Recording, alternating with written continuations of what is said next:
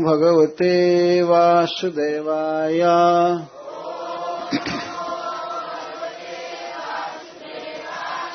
ओम नमो भगवते वासुदेवाय। ठीक है।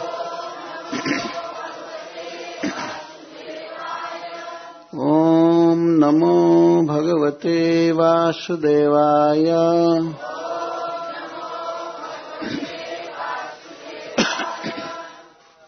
श्लोक 45। इति प्रमुदितः पुरुः प्रत्यगृह्णात् जरां पितुः सोऽपि तद्वयसा कामान् यथावज्जुजुषे नृप। सप्तद्वीपपतिः सम्यक् पितृवत् पालयन् प्रजाः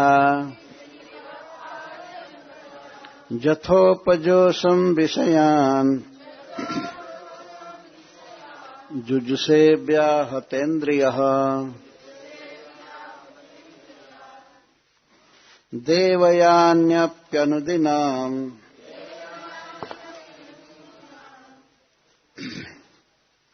मनोवाग्देह वस्तुभिः प्रेयसः परमां प्रीतिम् उवाह प्रेयसीरः।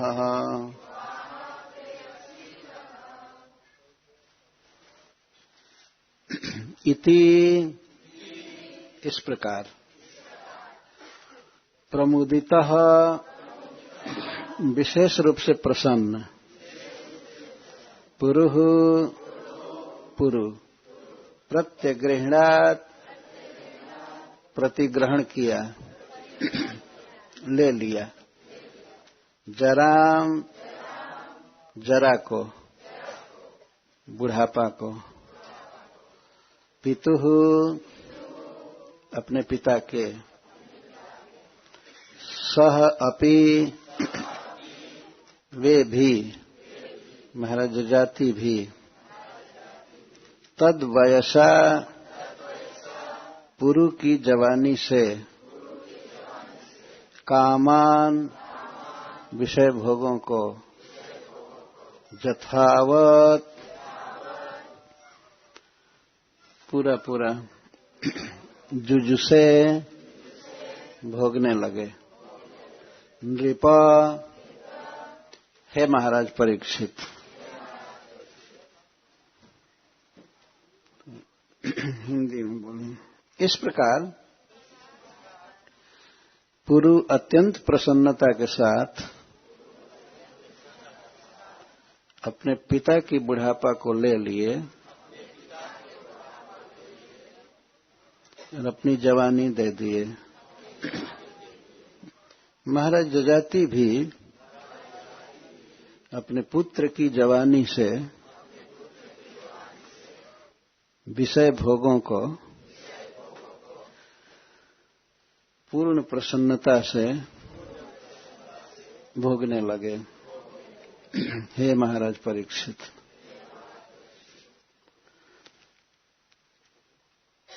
आप इस भागवत कथा में आए हैं, इसके लिए धन्यवाद है।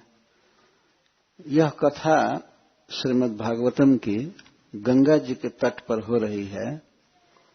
वक्ता हैं सुखदेव जी, जिन्हें सुखदेव गोस्वामी भी कहते हैं हम लोग, और श्रोता हैं महाराज परीक्षित, जिनको एक ब्राह्मण का शाप मिला कि 7वें दिन उसको तक्षक नाग डस देगा। यह सुनकर महाराज परीक्षित राज्य का त्याग करके गंगा जी के तट पर बैठ गए कि गंगा जी के किनारे शरीर छूटेगा तो मैं भगवान श्री कृष्ण के पास जाऊंगा। तो जब सारे विश्व के ऋषियों ने, बड़े बड़े लोगों ने सुना कि महाराज परीक्षित देह त्यागने के लिए गंगा जी के तट पर बैठे हैं, तो वे सभी लोग आए अत्रि वशिष्ठ च्यवन शरद्वान अरिष्ट नेम भृगुरंगिराश्च। बड़े बड़े ऋषि मुनि सब आए वहां। किस लिए आए? इसलिए कि महाराज परीक्षित को भगवान की कथा सुनाने के लिए अवश्य कोई महान पुरुष जाएगा तो हमें कथा सुनने का अवसर मिलेगा। कथा सुनने की लालसा से संसार के सबसे श्रेष्ठ लोग वहां आए। केवल मनुष्य ही नहीं, देवताओं में भी सबसे श्रेष्ठ लोग आए जो ऋषि हैं, जैसे श्री नारद जी। देव ऋषि हैं नारद जी, देवता हैं लेकिन ऋषि हैं। देवर्षि मतलब देवताओं में साधु, ये अर्थ है।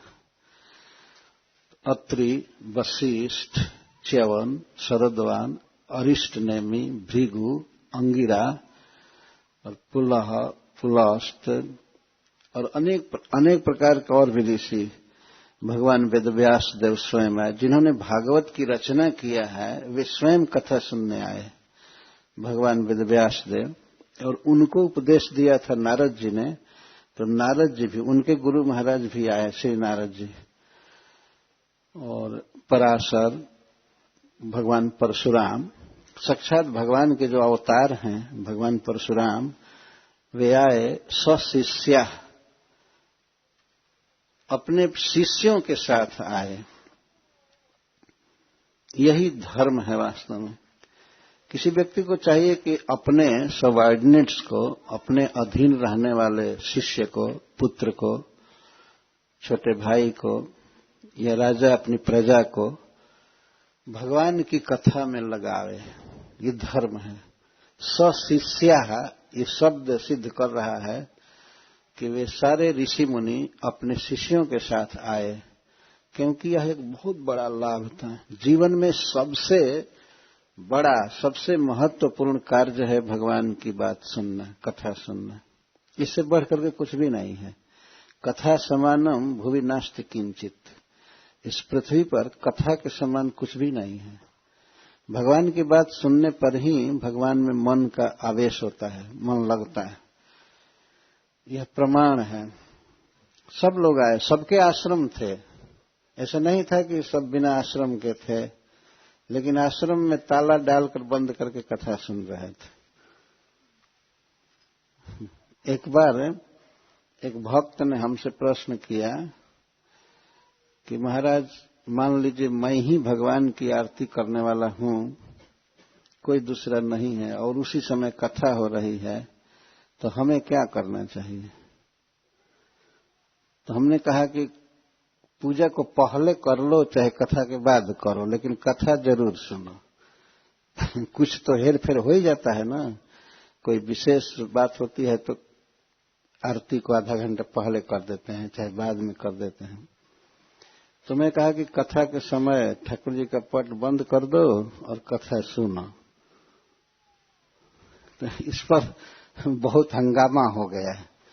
लेकिन मैं जो बात कहा था, मैं शास्त्र के बल से कहा था। शास्त्र के अनुसार ये सारे ऋषि मुनि क्या ये आरती नहीं करते थे? सब खाली बैठे थे और इसलिए कथा हुई तो जुट गए। सब काम में थे, अध्यात्म में, भगवान के भजन में, पूजा में, सब में, ध्यान में। लेकिन सब कुछ छोड़ करके कथा के लिए आ गए। और अंत में श्री सुखदेव जी आए। भगवान वेदव्यास देव के द्वारा इन्हें भागवत प्राप्त हुआ था, पढ़े थे। ऐसा कहा गया है कि भागवत ग्रहण करने के लिए और सारे काम धंधा को छोड़ करके एकाग्र मन से पढ़ना चाहिए। तो भगवान वेदव्यास देव ने देखा कि मेरा यह पुत्र सुखदेव यह बिल्कुल विरक्त है और भगवान को छोड़कर और किसी से इसको कोई मतलब नहीं है, तो उसको भागवत दिया। तो जब सुखदेव गोस्वामी आए गंगा जी के तट पर उस सभा में, जिसे सुखताल कहते हैं, हम लोग वहां कई बार गए हैं। बरगद के नीचे, वट वृक्ष के नीचे कथा हुई थी गंगा जी के तट पर। हरिद्वार जाने में यह पड़ता है, वृंदावन से हरिद्वार जाने में। तो जब सुखदेव गोस्वामी आए तो सारे ऋषि मुनि खड़े हो गए, यहां तक कि भगवान वेदव्यास देव खड़े हो गए। श्री नारद जी खड़े हो गए उनके स्वागत में। जब इसके बाद सब जब बैठ गए तब महाराज ने उनसे प्रश्न किया, महाराज परीक्षित ने, तो उनके उत्तर के रूप में वे भागवत सुनाए। भागवत की इतनी बड़ी महिमा है। तो यह नृप संबोधन कर रहे हैं सुखदेव जी महाराज परीक्षित को। नृप, नृप का अर्थ है नृन पाति इति नृप, नृप जो मनुष्यों का या जीवों का पालन करे उसको नृप कहते हैं। तो महाराज परीक्षित राजा थे, इनको संबोधित करके कह रहे हैं कि हे महाराज परीक्षित, इस प्रकार, इति का अर्थ इस प्रकार। किस प्रकार? ये अपने आप कथा में ले लेना चाहिए कि महाराज जजाति ने विनय किया अपने 5 पुत्रों से, तो छोटे पुत्र ने बुढ़ापा ले लिया। इति इस प्रकार लिया, कह करके पुरु ने कहा कि पिताजी, उत्तम श्रेणी का पुत्र वह है जो पिता की इच्छा को जानकर पूरा कर दे, और द्वितीय श्रेणी का पुत्र वो है जो पिता के कहने पर आज्ञा का पालन करे, और तृतीय श्रेणी का पुत्र वो है जो कहने पर आज्ञा का पालन करे लेकिन श्रद्धा से नहीं, भार मानकर, और चौथे श्रेणी का पुत्र पुत्र नहीं है, वो पिता का मूत्र है, जो अश्रद्धा से भी आज्ञा का पालन न करे, ऐसा कहे। और यह कह करके उन्होंने कहा कि पिताजी, यह शरीर आपका है, आपने जन्म दिया है, खिलाया है, पिलाया है, पढ़ाया है, आप इस शरीर को बढ़ाए हैं, यह वास्तव में आपका है, मैं आपको नहीं कुछ दे रहा हूं, आपकी चीज आपको दे रहा हूं। इस प्रकार कह करके छोटा बेटा प्रमुदित, प्रकर्षेण मुदित, बहुत प्रसन्न मन से खुशी के साथ अपने पिता की बुढ़ापा को ले लिया और पिता को अपनी जवानी दे दिया। तो यहां पर सुखदेव जी नृप संबोधन इसलिए कह रहे हैं कि महाराज, आप इसी वंश में जन्म लिए हैं, पुरु वंश में, जिस वंश का ये पुरु, ये राजा इतना बड़ा काम किया। तो इस तरह से नृप संबोधन करके बहुत ही महान बात कह रहे हैं कि पुरु ने जो त्याग किया, अपनी जवानी दे दिया अपने पिता को, ये बहुत बड़ा काम है। इसी पर संबोधन कर रहे हैं। जब जवानी दिया, बुढ़ापा लिया, तो प्रमुदित, परम खुशी के साथ, आनंद के साथ उसे बुढ़ापा लेने में और अपनी जवानी देने में आनंद अनुभव हो रहा था। कब तक? जब तक पिताजी जवान रहे, जवानी धारण किए, तब तक वो बहुत खुश था, कोई दुख नहीं हुआ। प्रमुदित, प्र का अर्थ होता है प्रकर्षण, बहुत अधिक, और मुदित का अर्थ होता है मोद में था, खुशी में था। बूढ़ा हो गया लड़का, लेकिन वो खुशी में था कि हमारे पिताजी सुखी हैं। उनका सुख देख करके उसको ज्यादा सुख मिल रहा था अपने पिता से। जैसे कभी कभी हम लोग देखते हैं, कोई बच्चा मां के उदर में रहता है, पेट में रहता है, तो पेट में कभी कभी बच्चा इधर उधर अंग बदलता है, लात मारता है। उस समय मां के पेट में पीड़ा होती है जब बच्चा हिलता है तो, लेकिन गर्भ धारण करने में उसको पीड़ा तो है, कुछ कष्ट है, लेकिन बच्चा होगा, यह जो सुख है उसके आगे वो अपनी पीड़ा नहीं गिनती है कुछ भी। तो इसी प्रकार पुरु महाराज अपने पिता को खुश देख करके, आनंदित देख करके, ये आनंद में थे, कोई दुख नहीं हो रहा था। जब कभी कभी थोड़ा सा कष्ट सहने से ज्यादा लाभ हो तो वो कष्ट कष्ट नहीं माना जाता है। एक छोटी सी घटना सुना रहा हूं, मुझे याद आ गई, झारखंड की घटना है। झारखंड एक स्टेट है, बिहार का ही एक अंश है। तो एक बार उसी झारखंड में एक गांव का भक्त एक दूसरे व्यक्ति के साथ जा रहा था अपने ससुराल। भक्त था, इस्कान का ही भक्त, तिलक बड़ा किया था, माला लगा लिया था और हरे कृष्ण चादर ओढ़ लिया था और माला झोली थी। उसके साथ गांव का एक व्यक्ति जा रहा था। तो गांव का वो व्यक्ति जा रहा था इनके साथ ससुराल। भक्त जो थे अपने ससुराल जा रहे थे, एकदम सत्य घटना बता रहा हूं। ससुराल जा रहे थे और उनके साथ वो व्यक्ति था। तो वो व्यक्ति तंबाकू खाता था। अरे भक्त थे, ये खाते नहीं थे। तो जब खाना होता था तो पूछ लेते थे कि खाऊं ना। अगर तब भक्त कहते थे कि हाँ खाइए। तंबाकू समझते हैं ना? हाँ, पता नहीं डच में क्या कहते हैं। अच्छा, हाँ, तंबाकू वो हाथ में लेकर मलते हैं, चूना लगाते हैं, खाते हैं। उधर बनारस साइड चूसते हैं। खाते हैं, खाने वाले चूसते हैं। तो जा रहे थे, ऐसे स्थान पर पहुंचे दोनों। उस क्षेत्र में ये प्रचार था कि यहाँ उड़का रहते हैं और एक व्यक्ति दूसरा था जो अपने छोटी सी बेटी को लेकर के जा रहा था। तो रास्ते में भेंट हो गई। ये प्रचार था उस इलाके में कि वहां उड़का रहते हैं। उड़का का मतलब होता है, उड़का मतलब नर बलि देने वाला व्यक्ति, मनुष्य को काटने वाला, बलि देने वाला। बलि समझते हैं ना? तो उसको उड़का कहते हैं।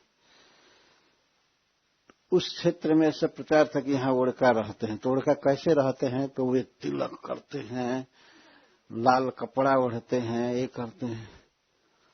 तो वो जो आदमी था अपनी बच्ची के साथ जा रहा था। तो ये दोनों मिल गए उसी घोर जंगल में। तो उस समय तंबाकू खाने वाला व्यक्ति पूछा भक्त से, उनका राम श्याम दास नाम है, वो अभी भी हैं और पहलवान टाइप के हैं। तो वो पूछा, चलते चलते वो पूछने लगा, उसकी अब खैनी खाने की मन हुआ, उसको तंबाकू खाने का मन हुआ। तो ऐसे ही पूछ दिया, भोजपुरी में कहा कि तब हो अब आपन वाली करी ना। बोले हम आपन वाली करी ना। उनका तो पूछने का आशय था कि अब मैं खैनी खाऊं ना, आप आज्ञा देते।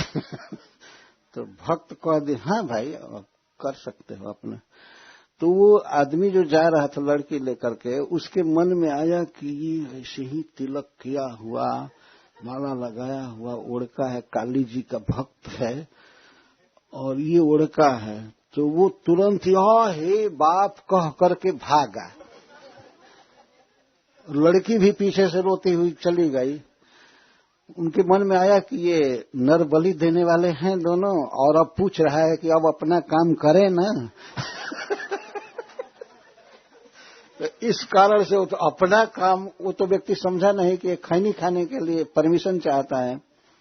उसने कह दिया, अब भक्त ने कह दिया कि हाँ भाई करो अपना काम। इस पर वे लोग, वो व्यक्ति समझा कि हमारे बच्ची का वध करके ये लोग काली को देना चाहते हैं, नर बलि देना चाहते हैं। तो भागा, आहरी बाप आहरी दादा करते हुए। अब लड़की भी बेचारी रोते हुए भागी। और वो लोग उसी गांव के थे जिस गांव में भक्त की ससुराल थी। तो भाग करके चले गए और जा करके गांव में हल्ला किए कि उड़का आ रहा है, उड़का आ रहा है, ये आ रहा है। तो गांव के सब लोग लाठी लेकर के निकले।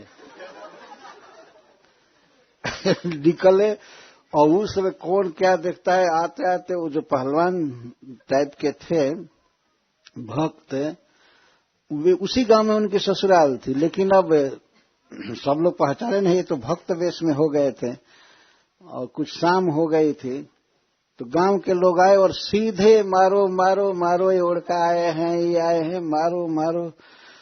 और वो रो रहा था व्यक्ति कि उड़का है, हमारी बच्ची कोई मारना चाहते थे। तो बच्ची भी भाग कर चली गई थी।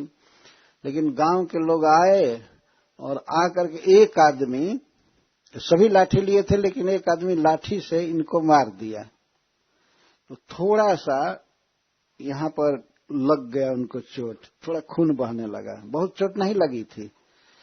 तो खून देखा लोगों ने, और इसके बाद किसी ने पहचान लिया, अरे रुको रुको, पाहुन है, पाहुन अरे पाहुन है, ये क्या किया, इनको मारा ऐसे, तो रोक दिए। बहुत आश्चर्य में लोग पड़ गए कि गांव के पाहुन हैं और ऐसा काम कर रहे हैं, ये उड़का है। बाद में पता चला कि नहीं, ये उड़का नहीं है, ये तो भक्त हैं, वैष्णव हैं, और वो जो आए हैं वो खैनी खाने के लिए कह दिए कि अब आपन वाली करी न, और इसी पर इनको भ्रम हो गया। वो कह जाकर सुनाए थे कि वो कहा कि अब अपनी वाली करी न, तो दूसरा कहा कि हाँ अपना वाला करो, मतलब छुरी उरी निकालो, अब काट तो इस पर भागे। तो हुआ कि अकस्मात किसी व्यक्ति ने हल्के लाठी से मार दिया, थोड़ा सा खून चुआ, 2-4 बूंद, और बंद हो गया।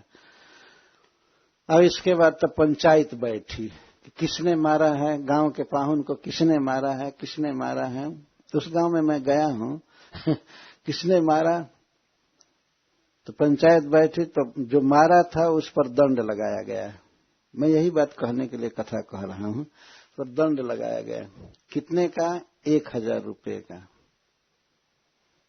वो गांव, गरीब गांव में 1000 रुपया बहुत होता है, तो दंड लगा।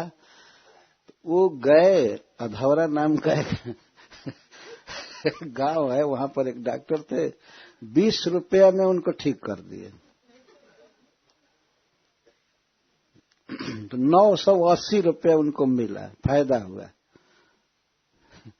तो जब हमारे पास वो आए थे तो बता रहे थे, मैं पूछा कितना दवाई में लगा, सारी घटना सुनने के बाद तो कहे कि 20 रुपया लगा, 20 रुपये में ठीक हो गया। अच्छा, तो 1000 रुपया मिला और 20 रुपया केवल दवा में लगा। तो कहते हैं अरे ऐसा तो हम चाहते नहीं कि रोज हमरा के मारल जाओ 1000 रुपया और हम चाहते हैं कि हमको रोज कोई मारे और 1000 रुपया दे।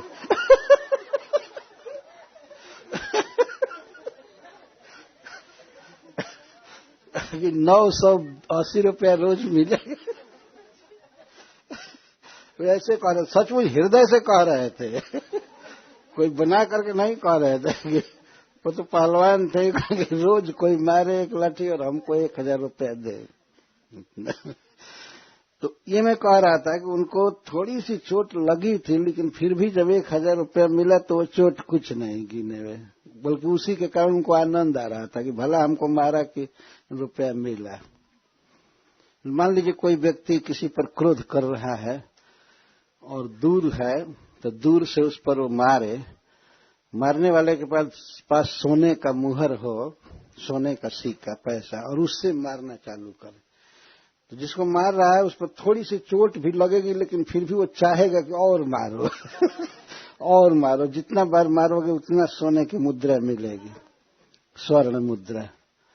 तो इस तरह से पुरु महाराज अपने पिता के सुख को देख करके सुखी थे। बुढ़ापा में बहुत दुख होता है, न चला जाता है, न खाया जाता है, न देखा जाता है, शरीर में पीड़ा होती है, सब होता है, परंतु पिताजी सुखी हैं, इस भावना से पुरु को कोई दुख नहीं हुआ। इसीलिए सुखदेव गोस्वामी कहते हैं प्रमुदित पुरु, खूब खुश थे, आनंद में थे, और पिताजी को दे दिए जवानी। और सोपी और जजाति महाराज तो खुश थे ही, जजाति महाराज बहुत ही आनंद के साथ अपने पुत्र की जवानी से संसार के सुख को भोगने लगे। क्या संसार का सुख है?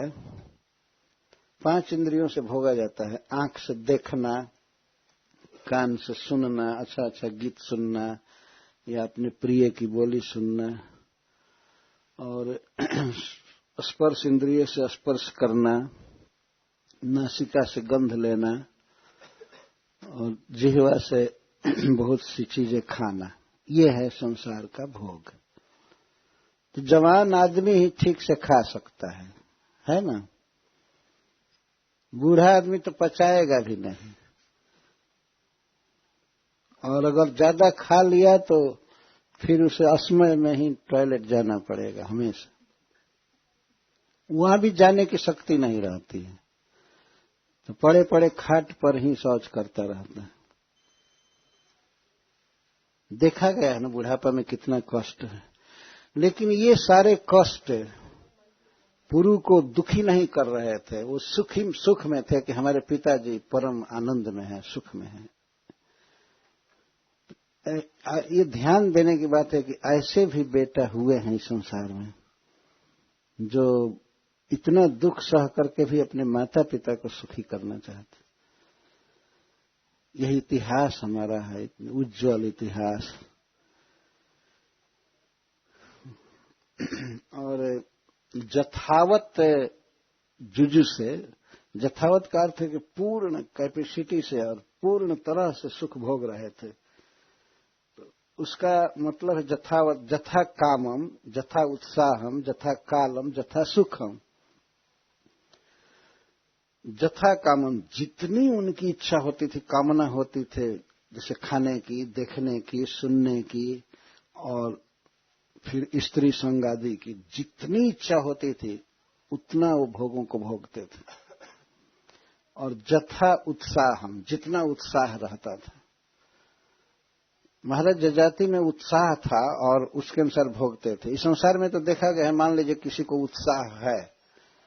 उत्साह है कि मैं खाऊंगा, खूब पकवान खाऊंगा, ये खाऊंगा, लेकिन वो खा नहीं सकता है। उत्साह रहता है परंतु उत्साह के अनुसार नहीं खा सकता है, उसको बाधा होती है। कोई न कोई रोग होता है, वो खा नहीं सकता है। इस संसार में देखा जाता है, मान लीजिए किसी को डायबिटीज है तो वो मीठा क्या खाएगा? उत्साह होगा जीभ में, लेकिन डॉक्टर मना करेगा, नहीं खाइए, नहीं तो मर जाएंगे। उत्साह होते हुए नहीं खाता है। और जथा कालम, काल के अनुसार भोग भोगते थे वे। जैसे जाड़ा में गर्म चीज खाना या और भी नाना प्रकार के जो शरीर को सुख देने वाले सामान हैं उनको भोगते थे। और जथा सुखम, जथा सुखम, आनंद के साथ, सुख के साथ कोई भी चीज भोगते थे, देखते थे। राजा थे ही, उनके लिए कोई सवारी की कमी नहीं थी, विमान की कमी नहीं थी। वे विमान से स्वर्ग भी जाते थे और वो कामक विमान था। ऐसा नहीं था वो पेट्रोल से और कंप्यूटर से चलने वाला था, तो कोई एक बूंद पेट्रोल डालने की जरूरत नहीं रहती थी। और ऐसे विमान जो छोटा हो सकता है, बड़ा हो सकता है इच्छा के अनुसार, और इच्छा के अनुसार ही स्पीड भी पकड़ सकता है, इच्छा के अनुसार उतर सकता है कहीं भी। ये विमान इच्छा के अनुसार नहीं उतर सकता है, एयरपोर्ट पर ही उतरेगा, है ना। और नहीं कोई उतार दे इधर उधर तो सबकी लीला समाप्त हो जाएगी। बिल्कुल कामक विमान था। उससे वे नंदन वन, चैत्र रथ वन, विभ्राजक और सर्वतोभद्र देवताओं के 4 उद्यान है, उसमें जाकर के विहार करते थे, घूमते थे। मेरू पर्वत की घाटियों में ये जाते थे। यह कौन ऐसा है इस समय, किसको ये सब भोग सुलभ है? एक तो भोग सुलभ नहीं है, और भोग भोगने वाला शरीर भी कंडम है, किसी काम का नहीं। क्या कोई भोगेगा? कोई भोग ही नहीं सकता है।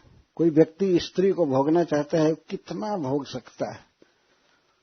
कुछ ही समय में वो शिथिल हो जाता है, शरीर किसी काम का नहीं रह जाता है। क्या कोई भोग भोगेगा इस संसार में?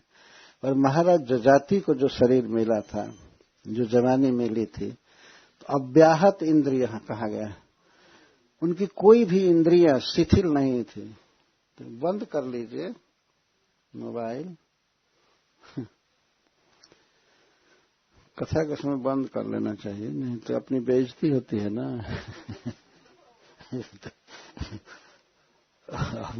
मन में लोग कितना गाली देते होंगे उस व्यक्ति को। अपनी इज्जत बचानी चाहिए।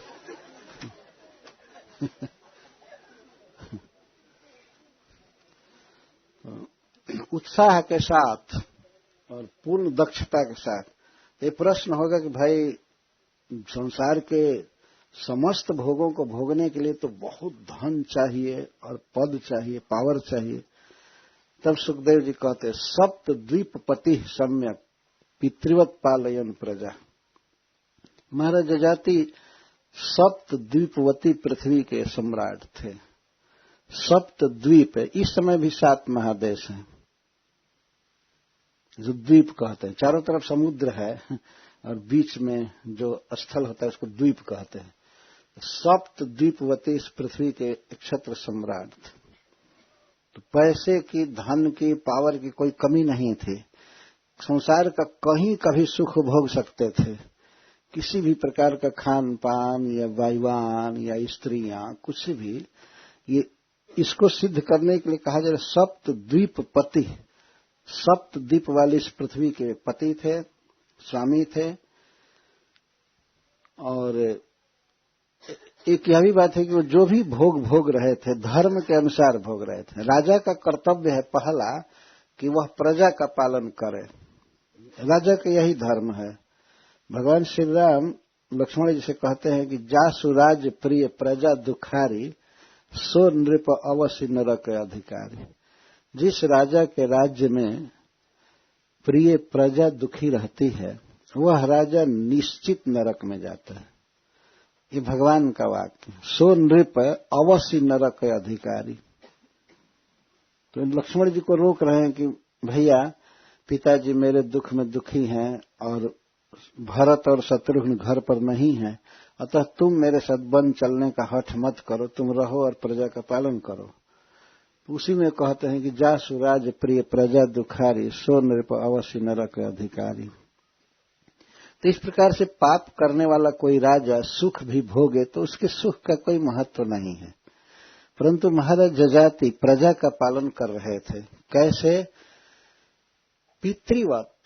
जैसे माता पिता अपने संतान का पालन करते हैं ऐसे समस्त प्रजा का वो पालन कर रहे थे। वास्तव में राजा पिता जैसा है और उसके राज्य में जो ही प्रजा है, प्रजा का अर्थ केवल मनुष्य नहीं है। प्रजा का मतलब पक्षी, पशु, वृक्ष, कीट पतंग, सभी प्रजा है राजा की। तो उससे ध्यान देना चाहिए कि ये सब सुखी रहे। तो सबका वो पालन कर रहे थे। कैसे पालन कर रहे थे? सम्यक। सम्यक का अर्थ पूर्णतः, सब तरह से।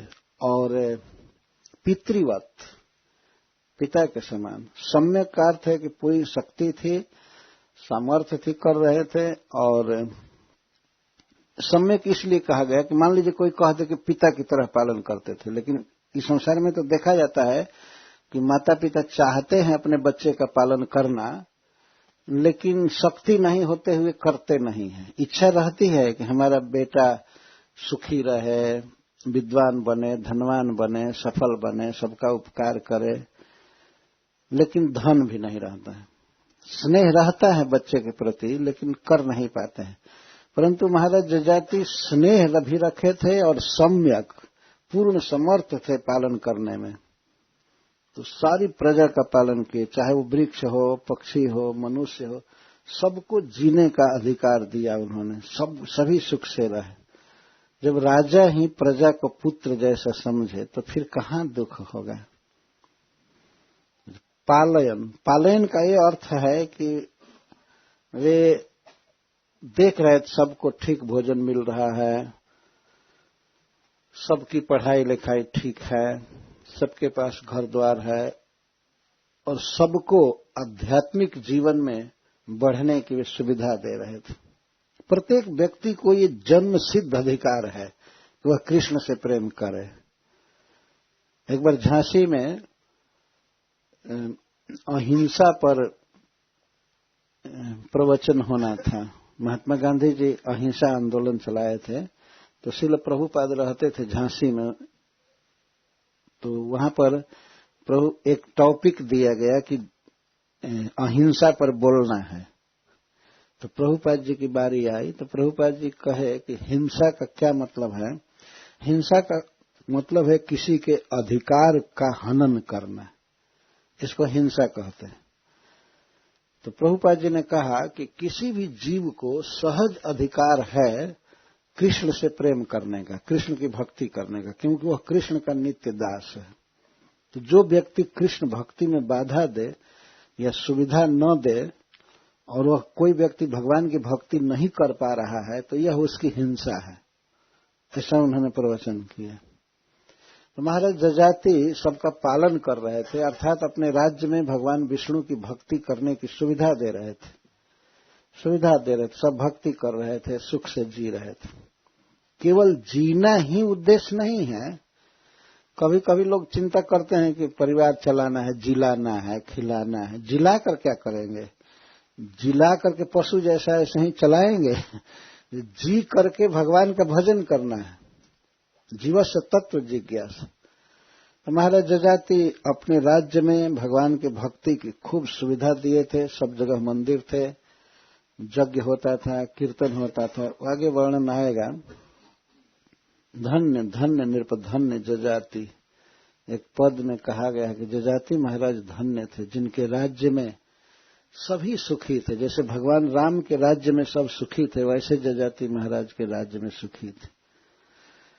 तो 7 द्वीप के पति थे, पिता के समान पालन कर रहे थे। और जथोपजोसम विषयन जुज से अव्याहतेन्द्रिय, महाराज जजाति की इंद्रियां 1000 वर्ष तक बिल्कुल शिथिल नहीं हुई। आंख में देखने की शक्ति पूर्ण थी, कान में सुनने की, खाने की या स्त्री संगादि की सारी शक्तियां इनकी ज्यों की त्यों थी। अव्याहत इंद्रिय, इस संसार में किसी की ऐसी इंद्रियां नहीं है। आंख कुछ दिन के बाद पूर्ण देखना बंद करने लगती है, कान सुनना बंद कर देता है, बहरा हो जाता है व्यक्ति। पैर अभी ठीक से चल रहा है, कुछ काल के बाद ये भी अब ऑर्डर में नहीं चलेगा। ये बिल्कुल नहीं चलेगा। सब शिथिल हो जाता है, शरीर बूढ़ा हो जाता है, बेकार हो जाता है। लेकिन जजाति महाराज की इंद्रियां बिल्कुल फिट थी, वे कभी भी चश्मा नहीं लगाए। आजकल के तो छोटे छोटे लड़के भी चश्मा चढ़ा लेते हैं, पता नहीं। एक बार मैं पूछा किसी से कि शौक से करते हैं कि नहीं, शौक से नहीं करते हैं, एक आवश्यकता होती है।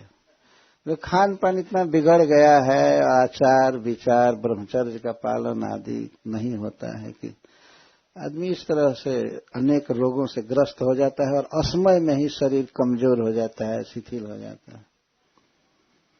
1000 वर्ष तक महाराज जजाति की इंद्रियां अव्याहत थी, अव्याहत इंद्रिय। न कोई नजर में कमी आई थी, न कान में सुनने की शक्ति कम हुई थी, न शरीर पर कोई झुर्री पड़ी थी, सिकुड़न आई थी। बिल्कुल वे युवक थे। और इस तरह से युवक रह करके उन्होंने संसार का सारा भोग भोगा, फिर भी तृप्ति नहीं हुई। इसी बात को सुखदेव गोस्वामी कहना चाहते हैं। पूर्ण समर्थ थे, पूर्ण कैपेसिटी थी भोगने की। सप्तद्वीपति पृथ्वी के राजा थे।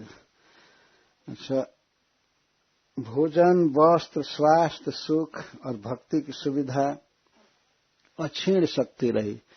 5 प्रकार का भोग है: शब्द, रूप, रस, गंध और स्पर्श। यही 5 प्रकार के भोग आदमी भोगता रहता है।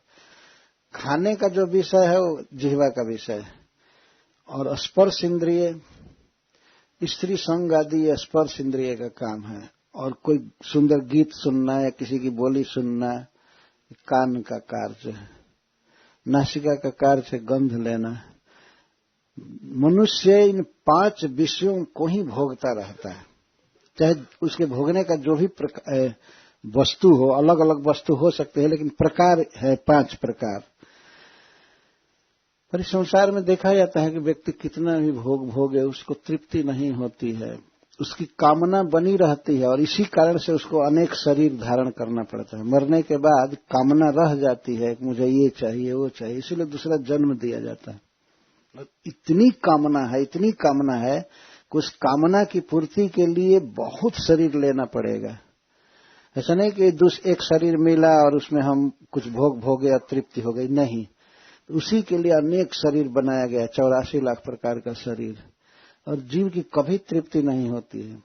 कभी कभी कुछ लोग ये सोचते हैं कि यदि मैं राजा होता, मेरे पास काफी धन होता, सुविधा होती और राजा में पद भी बड़ा होता और धन भी रहता, शरीर की शक्ति भी रहती, तो मैं कुछ भोग सकता था। लेकिन भागवत में दिखाया गया है कि इन सारी सुविधाओं से युक्त राजा, जैसे जजाति महाराज या पुरुरवा महाराज या अनेक राजर्षि हुए जिनको सब सुविधा थी, इस पृथ्वी का भोग छोड़ दीजिए, वे स्वर्ग गए, स्वर्ग में भोग भोगे, उर्वशी के साथ रहे, लेकिन अंत में उन्होंने यही निर्णय दिया कि ये सब बिल्कुल बेकार है, आत्मा को इससे कोई लाभ नहीं है। आत्मा में और देह में अंतर है। देह को सुखी करने से आत्मा सुखी नहीं हो सकता है। आत्मा चिन्मय है, भगवान का अंश है। भगवान के संपर्क में आने पर ही आत्मा सुखी हो सकता है, ऐसे नहीं सुखी हो सकता। जैसे कोई व्यक्ति, श्रील प्रभुपाद जी कहते हैं, किसी पिंजड़े में बंद पक्षी को भोजन न दे और पिंजड़ा को ही सजावे, उस पर सोने का पालिश करे, रेशमी कपड़ा ओढ़ावे खूब, और पक्षी मर रहा है पिंजड़े के अंदर, चें चें कर रहा है, मर रहा है, उसको भोजन नहीं मिल रहा है। और कोई मूर्ख आदमी सोचे कि ये पक्षी रो रहा है, ये पिंजड़ा है, इसको सजाओ सजाओ सजाओ। पिंजड़ा सजाने से क्या होगा? कोई कितना भी अच्छा कपड़ा पहने, कितना भी अच्छा भोजन मिले, उसको सम्मान मिले दुनिया का, इससे आत्मा का कोई लाभ नहीं होगा। जैसे किसी मछली को जल से बाहर निकाल दिया जाए और मछली छटपटाने लगे जल से बाहर आकर के, तो कोई मूर्ख आदमी कहे, अरे छटपटा रही है, इसको भोजन दो, बासमती का राइस दो, इसको खिलाओ, ये बेचारी मछली तड़प रही है। और उस मूर्ख को ये ज्ञान नहीं है कि मछली का जीवन है जल, जल में पहले डालो। लेकिन वह कोई कहे कि कोई दूसरा व्यक्ति आवे, कहे नहीं छटपटा रही मछली, ऐसे सुखी नहीं होगी। ऐसा काम करो कि एक टिकट कटा करके और वायुयान से इसको जरा घुमाओ। कोई दूसरा मूर्ख आवे और कहे कि नहीं ऐसे नहीं, इसको झूला झूलाओ। कोई कहे कि इसको ठंडा लग रहा है, कपड़ा पहनाओ। कोई कहे कि नहीं दूध पिलाओ। कुछ भी कीजिए, वो जल से बाहर सुखी नहीं होगी, वो छटपटाती रहेगी। उसी प्रकार से जब तक हम लोग कृष्ण से युक्त नहीं होंगे, तब तक सुखी होने का कोई प्रश्न ही नहीं है। पूरा दुनिया एक व्यक्ति को दे दी जाए, उस सुख का अनुभव नहीं करेगा। जजाति महाराज ने कहा है अपने उद्गार में, आगे उद्गार का वर्णन आएगा। इस तरह से राजा सुख भोगे, लेकिन उस सुख का अनुभव नहीं किए। ऐसा कभी नहीं सोचे कि सुख मिला। अच्छा, मान लीजिए कोई राजा है, बड़ा पद है राजा का और धन भी काफी है, शरीर भी बहुत सुंदर है, स्वस्थ है और सारी सुविधा है भोगने की, लेकिन इस संसार में सबसे बड़ा सुख क्या माना गया है? लौकिक दृष्टि से या बड़े बड़े कवियों ने भी कहा है कि और जो भी सुख है, स्त्री सुख सबसे बड़ा है, ऐसा वो कहते हैं लौकिक सुख में। जबकि सुख नहीं है, वास्तव में बहुत बड़ा दुख है। लेकिन ये मनुष्यों का स्वभाव है, दुखे च सुख मानी ना, वो मूर्खता बस दुख को ही सुख मान लेते हैं। लेकिन ये बहुत बड़ा दुख है संसार में। जन्मैथुनादि दुख सुखम ही दुखम, ऐसा प्रहलाद महाराज ने कहा है। ये दुख है, लेकिन मान लीजिए अगर कोई सुख मानता है तो कोई कह सकता है कि भाई सारा सुख महाराज जजाति को मिला, लेकिन मान लीजिए स्त्री अच्छी न मिले, तब माना जाएगा कि वो फेलुअर हो गया। अगर ठीक स्त्री नहीं मिली तो उसके लिए सुखदेव गोस्वामी कहते हैं, देवयान्यपनुदिनम मनोवाग देह वस्तु भी प्रेय सह परमाम प्रीतिम वाह प्रेयसी रहा। जिस तरह से जजाति महाराज युवक थे, उसी तरह से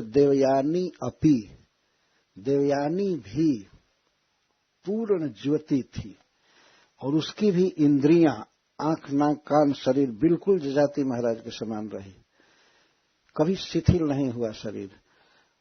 ये तो उसके शरीर की शोभा का वर्णन किया जा रहा है। और दूसरा, वह मनोवाग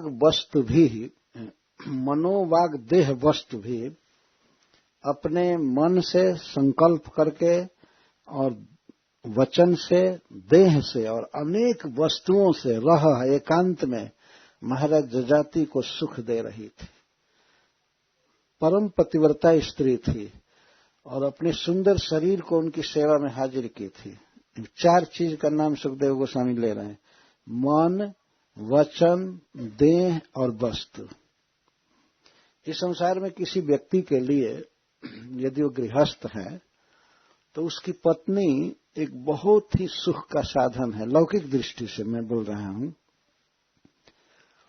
तो पत्नी यदि हमेशा पति के मंगल की कामना करे, हमारे पति स्वस्थ रहे, वो सुखी रहे, वो सफल हो, बार बार मन में विचार करे, तो इसको कहते हैं मनः। मन संकल्प विकल्प करता है, हमारे पति सुखी हो, विद्वान हो, उनका स्वास्थ्य ठीक रहे, सब कुछ उनको सफलता मिले, और जितना भी कंपटीशन हो रहा है उसमें वे जीत जाए। और पत्नी का मान लीजिए संकल्प हो रहा है। संकल्प भी बहुत बड़ी चीज है। केवल पत्नी अगर मन से भी अपने पति के विषय में ऐसा सोचती है तो उसका प्रभाव होता है। जैसे कहा गया है कि कछुए की मां कहीं भी रहती है, अपने अंडे का चिंतन करती है तो अंडा बढ़ता है। संकल्प का इतना महत्व है। इसलिए सुखदेव गोस्वामी कहते हैं मन। देवयानी मन से हमेशा पति की सेवा करती थी। अच्छा, मन और वचन से। वचन बहुत मधुर बोलती थी और यथार्थ वचन बोलती थी और ज्यादा नहीं बोलती थी। ऐसा वचन जो पति को सुख दे। एक श्लोक में आया है कि एक गृहस्थ के लिए चाणक्य पंडित कहते हैं कि माता जस्य गृहे नास्ति भार्या चा प्रिय भाषिणी अरण्यम तेन गंतव्यो जथारण्यम तथा वनम, जथारण्यम तथा गृहम। जिस व्यक्ति की मां घर पर नहीं है, चाहे मर गई है, चाहे जैसे भी, मां नहीं है और अपनी पत्नी अप्रिय बोलने वाली है, कर्कशा है, ठीक से नहीं बोलती है, तो उस व्यक्ति को चाहिए कि वो घर छोड़कर वन में चला जाए। चाणक्य जी कहते हैं अरण्यम तेन गंतव्यम, उसको घर में नहीं रहना चाहिए। अगर कठोर बोलने वाली पत्नी है और मां भी नहीं है भोजन कराने वाली, तो उस व्यक्ति को चाहिए कि वो वन में चला जाए, अरण्य में चला जाए। तो क्यों? वो कहते हैं कि जथारण्यम तथा गृहम। अब वन में, जंगल में और घर में अंतर प्यारा है। उसको जंगल में ही चले जाना चाहिए। एक बार वही कथा कहा तो एक भक्त पूछा कि जब घर और वन एक ही है तो वन में क्यों जाए? तो उसका मतलब यह है कि घर में दुख ज्यादा होगा, वन में ठीक से रहेगा जैसे भी हो। वहां सर्दी आदि लगेगी, भूख प्यास होगी, लेकिन कम से कम कठोर वचन तो वाइफ का नहीं सुनना पड़ेगा। ये बहुत खराब चीज। पत्नी को बहुत पाप लगता है यदि वो अपने पति को कठोर वचन बोलती है, क्योंकि बेचारा दिन भर का इधर उधर थका मांदा घर पर आता है। तो घर ही ऐसा है जहां उसको आदर मिलना चाहिए, है ना। और जब किसी ने तिरस्कार किया हो, किसी वस्तु का अभाव हो, आता है तो 2 चीज है घर पर सुख का साधन, एक तो भोजन और दूसरा अपने पत्नी का प्रिय वचन। और कुछ भी न हो, अगर वो प्रेम से कह दे आइए आइए बैठिए, तो इतने पर ही व्यक्ति तृप्त हो जाएगा, है ना। लेकिन मान लीजिए अगर पति घर में आता है और पत्नी बस अभी कुर्सी पर बैठी हुई है।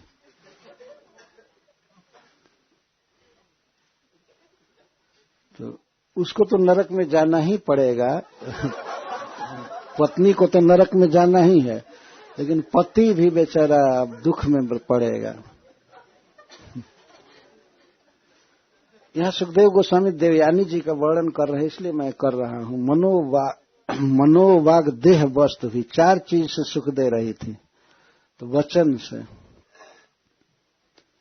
धर्म बताया गया है कि यदि पति घर में आवे और उसके आने की खबर मिल जाए कि वो आ रहे हैं, तो पत्नी का धर्म है कि वो खड़ा हो जाए। खड़ा हो जाए, कभी भी पति बैठा हुआ न देखें आते समय, खड़ा हो जाए, अगवानी करे प्रतिदिन। और इसके बाद उनको आसन दे बैठने के लिए, या संकेत करे कि आप बैठिए। एक बार मैं ऐसी बात कह रहा था तो एक पत्नी खड़ी हो गई किसी की और कही है कि तो रोज घर में आता है तो देखता नहीं है कि वो कुर्सी पर बैठना है, बताना क्या है। होगा ठीक है। लेकिन इसको अभ्युत्थान कहते हैं। अभ्युत्थानम गृहपते आगतव। जब गृहपति अपना पति आवे घर में तो देख उसके आने के पहले ही खड़ा हो जाना चाहिए, दरवाजा खोलना चाहिए, दरवाजे से रिसीव करके लावे, आसन झाड़ करके कहे बैठिए, और इसके बाद पानी पीने को दे। ये सब कहा गया है, शास्त्र कह रहा है। और जब प्रिया अगर मधुर वचन बोलती है तो घर में गरीबी रहते हुए भी, अगर कोई मान लीजिए अड़चन है, दुख द्वंद है, फिर भी अगर प्रेम से बोले अपने पति से तो घर में फिर दुख नहीं रहता है। लेकिन अगर दुनिया में जला हुआ व्यक्ति ऑफिस में इधर उधर आवे और आने के बाद वो कठोर वचन स्त्री बोलती है, तो इससे बढ़ करके दुख दूसरा कुछ भी नहीं है। ये कहा गया है शास्त्रों में। तो देवयानी बहुत मधुर वचन बोलती थी, कभी अपने पति को नहीं डांटी या कठोर वचन, कभी नहीं। सुंदर वचन द्वारा उनको सुख दे रही थी। पत्नी का सुंदर वचन पति के लिए अद्भुत सुख का विषय है। ये सीखना चाहिए, वास्तव में स्त्रियों को सीखना चाहिए कि कैसे बोलना है, क्या करना है। ये ऐसा नहीं कुछ भी बोल दे। हम कभी कभी किसी स्त्री से पूछे मिलने पर, कई लोग रहते हैं, तो कि वो कौन है, तो स्त्री क्या कहती, वो हमारे मिस्टर हैं। वाह जी, हमारे मिस्टर है। और उधर मिस्टर जिसे पूछा जाता है वो कौन है, हमारे मिसेज है। बाप रे, हमारी ये कहने की आदत हो गई कि हमारी संस्कृति ये है कि अगर पत्नी से पूछा जाए पति के विषय में, तो कोई पूछे वो कौन है तो कहेगी कि अमुक के पिताजी हैं। अपने बच्चे का नाम लेगी और कहेगी उसके पिताजी हैं। अपना संबंध नहीं बताती, उसके पिताजी हैं। और पति से पूछा जाए तो वो कहेगा वो उसकी माँ है। अपने बेटा का नाम लेकर के कहेगा उसकी माँ है। डायरेक्ट अपना संबंध नहीं बताया जाता। और इधर तो बस डायरेक्ट मिस्टर और मिसेज हो जाते हैं। अब तो बहुत आगे बात चली गई कि पति लोग भी चाहते हैं कि ये हमको नाम लेकर पुकारे। हमने एक बार कहा कि पत्नी का धर्म है कि पति का नाम न ले, कोई अपने लिए दूसरा नाम कर ले उनका, जिसे उनका प्रसिद्ध नाम है वो ना बोले। तो एक भक्त हमको बताया कि नहीं, पति लोग ही चाहते हैं कि हमारा नाम रखे हो। और ऐसे नाम रखती हैं स्त्रियां, लगता है कि पति या तो उसका पुत्र है या सर्वेंट है, ऐसे बोलती हैं। नाम रखकर सीधा बुलाती। एक बार हमने देखा है इस बात को। हमारे साथ अमेरिका जाते थे एक भक्त, अब नहीं है, वो इंग्लैंड के थे। तो एक जयसुख भाई के घर पर हम लोग ठहरे थे। अब और एक बार उनकी पत्नी और वे दोनों जा रहे थे और हम बैठे थे और इंग्लैंड के जो थे तो किसी बात से उनकी पत्नी में और उस भक्त में बहस होने लगी, किसी बात से। अब इसमें याद नहीं है हमको क्या बहस चल रहा था। तो बहस में जो पति था उस भक्त को सपोर्ट किया, कहते नहीं नहीं ये ठीक कहते हैं, ये इनका नाम था मिश्र पुरंदर, तो वो कहे ये ठीक कहते हैं। इसी पर पत्नी क्या कहती है, Jaysukh shut up, keep quiet, अपने पति को डांटी। मैंने हम लोग झगड़ा कर रहे हैं तो हमारा सपोर्ट न करके और भक्त का कर रहा है, इतना जोर से डांटी। वो ड्राइविंग कर रहे थे जयसुख भाई, वो ड्राइविंग कर रहे थे, कांप गए कहे। और इसके बाद जो उनकी बोली बंद हुई तो पूरे रास्ते कुछ भी नहीं बोले, इतनी डांट पड़ी अपने पत्नी की उनको। मैं भी कह दिया बाद में कि आप गलत कर रहे थे ना, जब दोनों में विवाद छिड़ा है तो आपको अपने पत्नी का ही पक्ष लेना चाहिए, भले वो अनुचित हो, लेकिन आप उसके पति हैं तो आपको उसका पक्ष लेना चाहिए। तो इस तरह से कभी कभी स्त्रियां बोल देती हैं। अच्छा, देह है, मन, वचन और देह और वस्तु, इन चारों से वो सेवा कर रहे थे जजाति महाराज। देह का अर्थ तो सब समझते हैं, अपने शरीर को खूब अच्छा से नहला धुलाकर साफ सुथरा रखना, अलंकार पहनना, अच्छा वस्त्र पहनना और अपने देह को पति के सुख के लिए हाजिर करना, ये अर्थ है। और अनेक वस्तु भी, वस्तु का अर्थ है खाने पीने की वस्तु या श्रृंगार की वस्तु, पति को जो भी सुख दे उन वस्तुओं को संभाल करके रखना, जुटाना, हमेशा कि पति ये खाएंगे, ये पिएंगे, ये पहनेंगे, ऐसे वैसे। तो देवयानी सब तरह से अपने पति को सुखी करने का प्रयास कर रही थी और सारा भोग तो सुलभ था ही, पत्नी भी पूर्ण अनुकूल मिली थी और सब तरह से राजा की सेवा कर रही थी, लेकिन फिर भी जजाति महाराज तृप्त नहीं हुए, उनकी कामना कभी शांत नहीं हुई। यही बात कहने के लिए सुखदेव गोस्वामी ये बात बोल रहे हैं। अच्छा, इसके साथ ही वे देवयानी जैसी पत्नी पाए थे जो सब तरह से पति की सेवा कर रही थी, मन से, वचन से, देह से, वस्तुओं से। ये सेवा करना ही वास्तव में पत्नी का धर्म है, सेवा करना चाहिए। और इसके साथ ही जजाति महाराज भगवान के परम भक्त थे।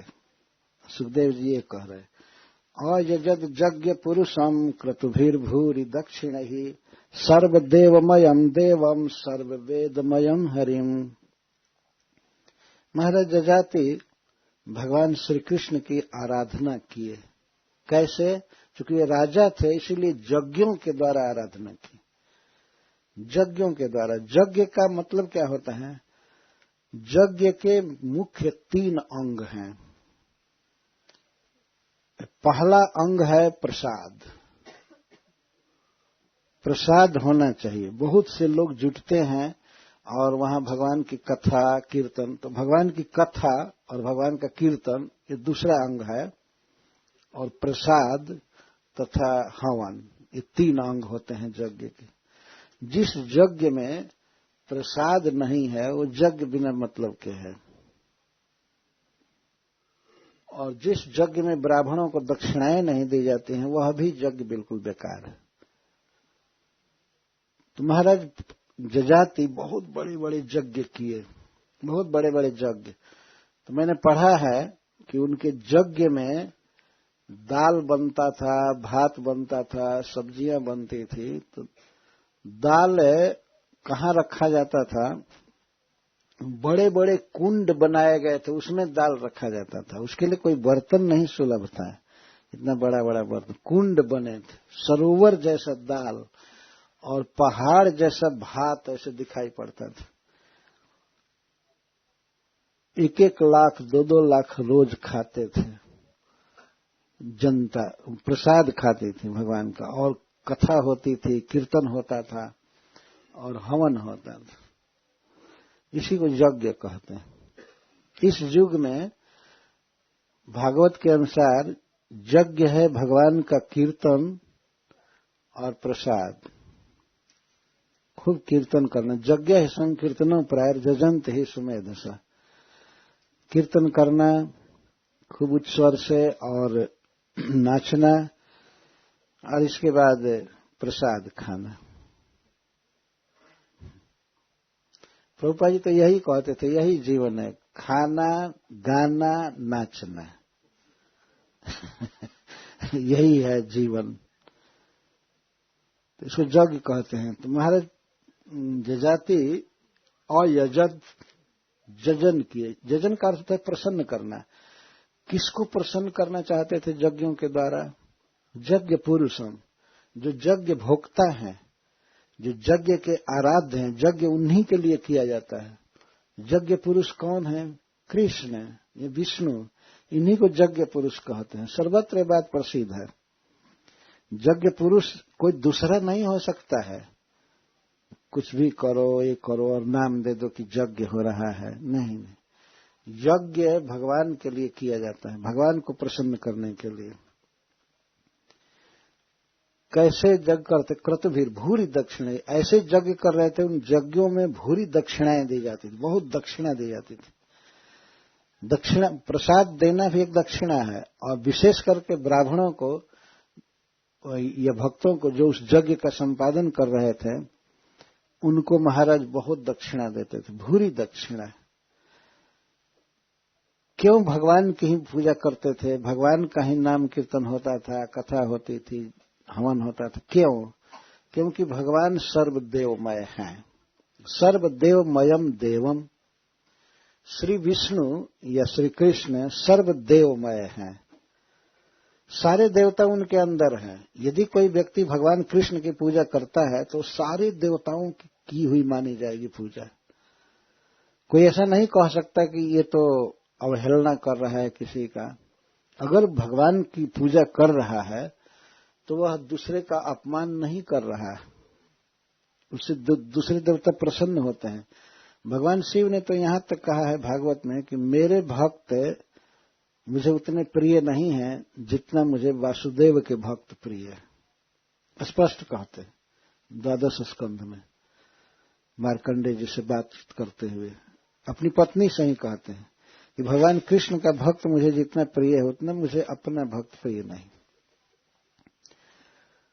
उदाहरण दिया गया है, जथा तरोर्मूल निषेचनेन तृप्यन्ति तत्स्कंद भुजोपशाखा प्राणोपहारा च जथेन्द्रियाणाम तथैव सर्वार्हणमच्युतेज्य। जैसे पेट को अन्न देने से वह अन्न हाथ को, पैर को, नेत्र को, सिर को, सबको पहुंच जाता है। एक जगह अन्न दिया जाता है पेट को, वो सब जगह पहुंच जाता है। और जैसे वृक्ष के मूल में, जड़ में सिंचाई करने से वह जल वृक्ष के शाखा प्रशाखा, पत्र, पुष्प, फल सब में पहुंच जाता है, उसी तरह से भगवान श्री कृष्ण की पूजा सभी देवताओं को मिल जाती है, सभी उसी से तृप्त होते हैं और दूसरे कोई पूजने लायक है भी नहीं। जैसे अगर पेट में अन्न न दे करके कोई ये सोचे कि हाथ में बांध देना चाहिए रोटी या आंख में शरबत पिला देना चाहिए, ये भोगता नहीं है। और जो अंग है वो करता है, काम करते हैं, लेकिन भोगने वाले विष्णु हैं। उनको जब दिया जाता है तब सारे देवताओं को पहुंच जाता है। लेकिन यदि कोई व्यक्ति किसी दूसरे देवता की पूजा कर रहा है भगवान को छोड़ करके, तो वो देवता भी पूजा नहीं ले सकते, लेते ही नहीं है। जैसे किसी के मान लीजिए पैर में, वो व्यक्ति ड्राइवर हो, कार चला करके आया हो, तो पैर से काम किया है, आंख से काम किया है, हाथ से काम किया है, पर खाते समय कौन कौन खाएंगे? पेट खाएगा, है ना।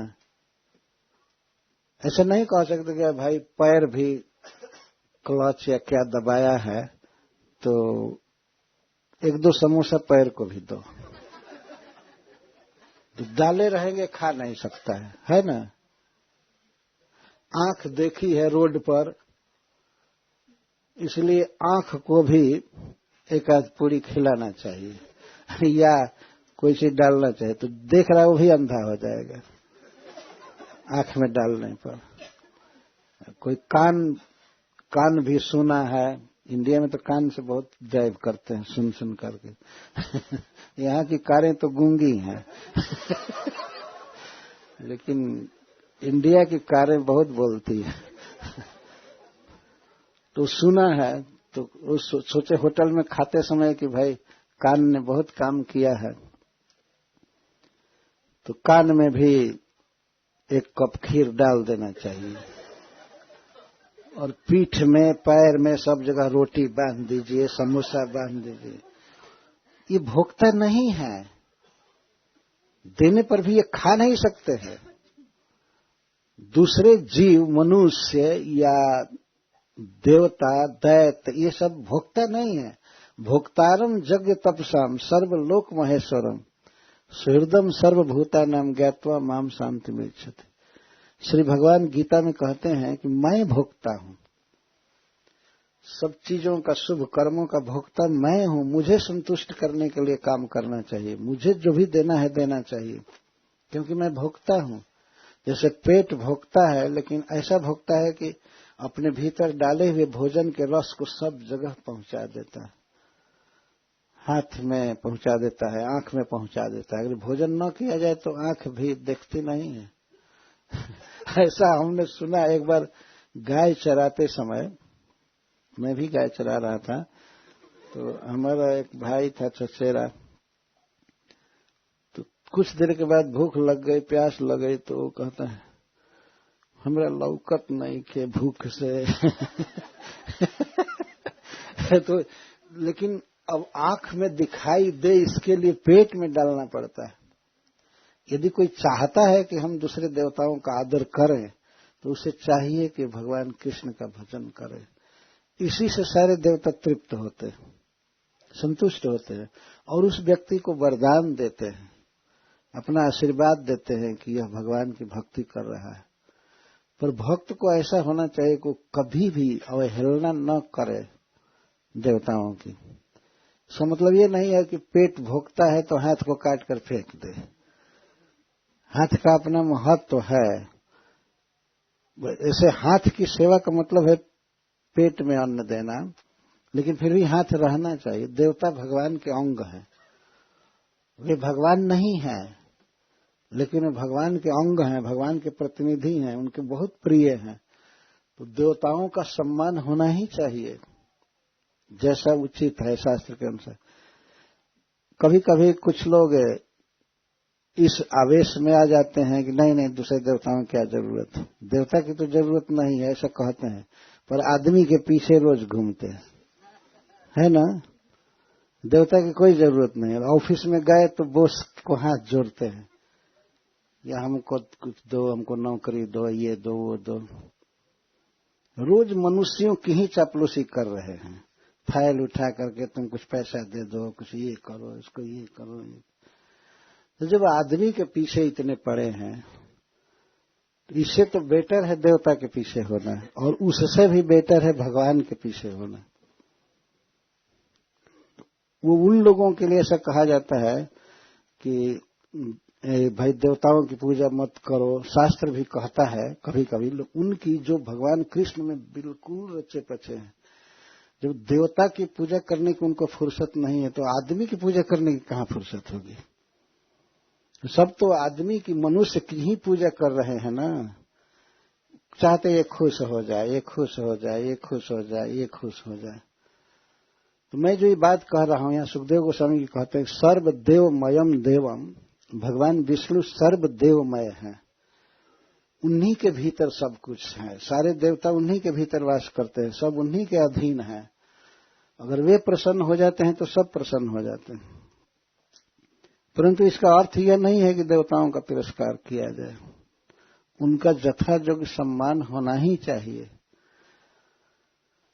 तो जो व्यक्ति व्यवहार में है और मनुष्यों की चापलूसी कर रहा है, खुशामद करता है, कुत्ता जैसा। और देवताओं की बात आती है तो कहते नहीं नहीं देवता की पूजा नहीं करनी चाहिए। तुम देवता की पूजा नहीं करोगे और वाइफ की जाकर पूजा करोगे, है ना। ये खुश रहे, अब वो खुश रहेगी तो बस सब कुछ ठीक है, और वो रंज हो गई तो मर जाता है गाय। सारे विश्व का ईश्वर ही रंज हो गया। ये देखा जाता है।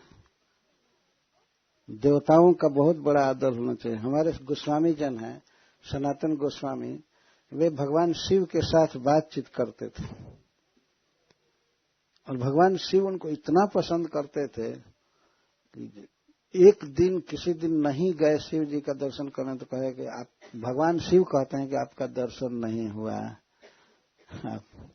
एक बार सनातन गोस्वामी जा रहे थे चकलेश्वर से गोवर्धन से, क्योंकि वहां मच्छर लग रहे थे, लेकिन मच्छर बहुत काटते हैं, मैं यहां से जा रहा हूं। तो भगवान शिव एक बूढ़े व्यक्ति के रूप में प्रकट होकर कहे कि नहीं, अब यह मच्छर नहीं लगेंगे, आप यहीं रहिए। भक्तों का देवताओं के साथ बहुत संबंध होता है, क्योंकि भगवान के प्रतिनिधि हैं। इसके साथ ही साथ वे लोग भी बहुत गलती करते हैं जो किसी भी देवता को भगवान मान लेते हैं। पूजा करना ठीक है, लेकिन अब कंसेप्शन बदलना ना कि यही ब्रह्म है, कर्ता धर्ता है, विश्व के रचयिता है, ये सब फालतू बातें हैं। विश्व के रचयिता हैं विष्णु। भागवत में कई बार ये बात कही गई है। भगवान इस जगत की सृष्टि करते हैं, इसका पालन करते हैं, प्रलय करते हैं। देवता उसमें भगवान के साथ काम करते हैं, उनके प्रतिनिधि हैं, सेवक। तो विष्णु सर्वदेवमय है और सर्व वेदमयम हरिम, और श्री कृष्ण सर्व वेदमय है। वेदमय का अर्थ है कि सारे वेद उन्हीं को समझने के लिए लिखे गए। वेदैश्च सर्वैरहमेव वेद्य, वेद शास्त्र स्मृति पुराण जो भी है कृष्ण को समझने के लिए है, और कुछ समझने के लिए नहीं। तो ये सर्व वेदमय है। वेद का एक एक अक्षर, एक एक श्लोक कृष्ण की महिमा बताता है। अतः जो व्यक्ति कृष्ण को समझ गया तो समझना चाहिए कि वो सारे वेदों को समझ गया है, ठीक ठीक समझ गया। और नहीं वेद पढ़ रहा है और ये कह रहा है कि ईश्वर निराकार है, कृष्ण तो एक महापुरुष थे, इस तरह का बोका व्यक्ति, डल माइंडेड, उसको कुछ ज्ञान नहीं है, ऐसे बोलना। कई जगह भारतवर्ष में ऐसा कुछ दल है जो कहता है हम ओरिजिनल वेद मानते हैं, पुराण को नहीं मानते। तो ठीक है, वेद को मानो, तो वेद में तो केवल कृष्ण का वर्णन है। कृष्ण स्वयं कहते हैं कि वेदैश्च सर्वैरहमेव वेद्य, वेद के द्वारा मैं ही तात्पर्य हूं, मुझे जानने के लिए वेद बनाया गया। और ये आप बात कैसे कहते हैं? तो कहते हैं वेदांत विद, वेदांत विद, मैं ही वेद को जानने वाला हूं और कोई नहीं जानता है, भगवान कहते हैं। आप कैसे जानते हैं? तो कहते मैं ही वेद बनाया हूं। मैं ही वेद का करता हूं, फिर मैं जानता हूं कि इसमें क्या लिखा गया है। और दूसरे लोग जो मूढ़ लोग कहते हैं कि हम ओरिजिनल वेद मानते हैं, मूर्ति पूजा नहीं मानते, वो गधे क्या समझेंगे? तो गीता भी नहीं समझे। गीता का ये वाक्य तो समझना चाहिए ना। हम वेद नहीं मानते हैं, ये नहीं अरे हम मूर्ति पूजा नहीं मानते। मूर्ति पूजा न मानना यह भी बहुत भारी गधापन है, मूर्खता है वास्तव में। कोई कोई कहते हैं कि भाई मूर्ति पूजा का निषेध किया किसी व्यक्ति ने, तो बचपन में वो देख लिया कि एक चूहा शिव जी पर घूम रहा है और शिव जी को जो प्रसाद चढ़ाया गया है उसको खा रहा है, जूठा कर रहा है, और शिव जी के मस्तक पर भी चढ़ जा रहा है। तो अगर यह ईश्वर है तो चूहा को दंड क्यों नहीं दे रहा है? देखिए, अरे भगवान तो क्षमा के समुद्र हैं, क्षमा के समुद्र हैं। कोई साधारण व्यक्ति भी, मान लीजिए कोई बच्चा छोटा सा किसी के सिर पर चढ़े या माता पिता के सिर पर मूत्र भी कर देता है, तो क्या वो उठाकर पटक देंगे? या माता पिता या सज्जन आदमी कभी ऐसा करता है? तो भगवान शिव तो करुणा के सागर हैं, क्षमा के समुद्र हैं। अगर उनके दरबार में कोई छोटा सा चूहा उनका प्रसाद खा ले तो क्या करे, त्रिशूल उठाकर मार दें। और वो अभी कौन विचार दिया, एक बच्चा विचार दिया था। बाद में स्वामी बना होगा, जो भी बना होगा, उस समय वो बच्चा का विचार था, न कि स्वामी का विचार था। उसका रियलाइजेशन गलत था। और मान लीजिए कोई बच्चा आवे, किसी की गोद में बैठे और अकस्मात पेशाब कर दे, तो कोई भी व्यक्ति क्या मारेगा उसको? नहीं, कभी नहीं मार सकते हैं। भोजपुरी में तो कहते हैं लइकन के मूत्र चरणामृत है। बच्चों का मूत्र तो चरणामृत माना जाता है।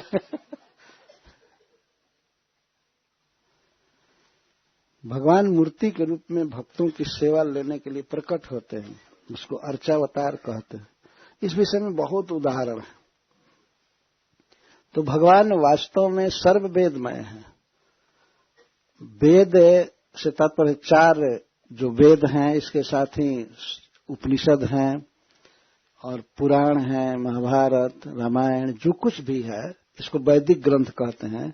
यह भगवान कृष्ण को, विष्णु को समझने के लिए बनाया गया। सर्व वेद में है, कोई ऐसा पार्ट नहीं है वेद का जो दूसरे का वर्णन करता हो। सब तात्पर्य रूप से कृष्ण का वर्णन करते हैं।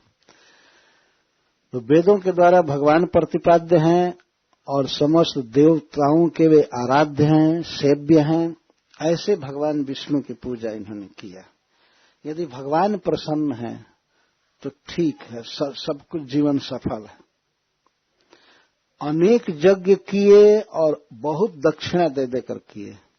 क्रतुभीर भूरी दक्षिणा। यज्ञ में दक्षिणाएं देनी चाहिए। दक्षिणा का तात्पर्य है, जैसा मैं कहा, तो भोजन देना है। श्रीमद् भागवत सप्ताह भी एक यज्ञ है। तो आप लोग तो भोजन दे रहे हैं, बहुत अच्छा है। यज्ञ में अगर प्रसाद न हो तो वो यज्ञ किस काम का। कभी कभी लोग यज्ञ करते हैं कहीं कहीं, तो जनता को वो सूखा आटा, उसमें थोड़ा गुड़ या चीनी मिला करके थोड़ा थोड़ा बांट देते। ये कोई प्रसाद है? सूखा आटा, कभी कभी गेहूं का या चावल का आटा खूब अच्छा बना बना कर खिलाना चाहिए। अगर यदि कोई व्यक्ति भक्ति में है, कीर्तन कर रहा है और कथा सुन रहा है, तो उसको खिलाना चाहिए। यह यज्ञ है और यह बहुत पुनीत कार्य है, ये पवित्र कार्य है। व्यक्ति को उस समय अपना पैसा नहीं देखना चाहिए। शास्त्र कहता है कि यज्ञ में, विवाह में अगर अपने आमदनी से ज्यादा भी खर्च हो जाए, ऋण भी हो जाए, तो ठीक है। शास्त्र कहता है बच्ची का विवाह करना है, अगर कुछ ज्यादा भी लग जाता है कोई बात नहीं। किस किस काम में ज्यादा नहीं खर्च करना चाहिए बताया गया। श्राद्ध में ज्यादा खर्च नहीं करना चाहिए। एक विधि होती है, विधि का पालन करना चाहिए, ज्यादा नहीं खर्च करना चाहिए। और भी तीर्थ यात्रा में ज्यादा खर्च नहीं करना चाहिए। दिखा गया, काम भर खर्च करना चाहिए। परंतु यज्ञ में, भगवान के कथा कीर्तन में और प्रचार में तथा विवाह में अगर कुछ ज्यादा भी हो जाए तो कोई बात नहीं। मैं ये नहीं कह रहा हूं कि कर्ज लेना ही चाहिए, ऐसा मत समझिएगा। लेकिन कभी कुछ ज्यादा हो जाए तो चल सकता है। लेकिन तो इस तरह से ये कार्य महाराज जजाति ने किया। खूब बड़े बड़े यज्ञ किए, बड़ी बड़ी दक्षिणाएं दिए। भगवान को प्रसन्न करने के फेरे में रहते थे। प्रसन्न कर ली। और भगवान का वर्णन कर रहे हैं, कैसे हैं श्री कृष्ण। जस्मिन इदम विरचितम व्योमनी व जलदावली नानेव भाति ना भाति स्वप्न माया मनोरथ। ये संस्कृत के श्लोक हैं, भागवत हु बहु। हम भागवत कहने के लिए बैठे हैं, इसलिए हमें अपने श्लोक के निकट चलना है। तो सुखदेव गोस्वामी कहते हैं कि महाराज जजाति क्या सोचते थे, भगवान के विषय में उनका क्या कंसेप्शन था। जानते थे कि विष्णु ही परम ईश्वर हैं, जस्मिन इदम विरचितम, जिनके भीतर ही ये सारा संसार है। गीता में भगवान ने दिखाया अर्जुन को कि सारा जगत उनके भीतर शरीर में था। जस्मिन इदम विरचितम, जिनके भीतर ही है सारा जगत रहता है। कैसे? व्योमनी व जलदावली, जैसे आकाश में बादल छाते हैं, आकाश के भीतर ही रहते हैं और कभी होते हैं कभी नहीं होते हैं। आपने देखा होगा कभी बादल छंट जाते हैं, घाम उग जाता है, धूप आ जाता है, कभी बादल छा जाता है। तो इसी तरह से भगवान के भीतर ही, विष्णु के, श्री कृष्ण के भीतर ही कभी जगत प्रकट होता है, कभी इसका नाश हो जाता है, कभी रहता है कभी नहीं रहता है। जैसे आकाश में कभी कभी बादल रहते हैं कभी नहीं रहते। अच्छा, ये प्रश्न होगा कि इतनी जो सृष्टि है, मनुष्य हैं, पशु पक्षी, देवता, दैत्य, पहाड़, नदी, जो भी है, ये पहले क्या थे? सृष्टि जब नहीं थी तो ये कहाँ थे? उस समय भी ये भगवान में ही थे। भगवान कृष्ण के भीतर ही ये वस्तुएं थी कारण रूप से। और जब सृष्टि हुई तब भी भगवान के भीतर ही ये सृष्टि है। और प्रलय होता है तो वो भी भगवान के भीतर ही ये सारा जगत रहता है। कभी सृष्टि रहती है, प्रकट रहती है, कभी नहीं रहती है। तो इससे सिद्ध हुआ जैसे आकाश अचल है, आकाश नित्य रहता है, लेकिन बादल आते हैं चले जाते हैं। इसी तरह से जगत के जितने भी जीव हैं, मनुष्य, देवता, दैत्य, पशु पक्षी, ये भोजन की सामग्रियां या नदी, पहाड़, तारा, समुद्र जो भी हैं, ये सब नाशवान हैं, ये नश्वर हैं। पर भगवान श्री कृष्ण अचल हैं, अविनाशी हैं, वे पर ब्रह्म हैं, वो अविनाशी हैं, वो रहेंगे। पर ये जीव सब नहीं रहेंगे।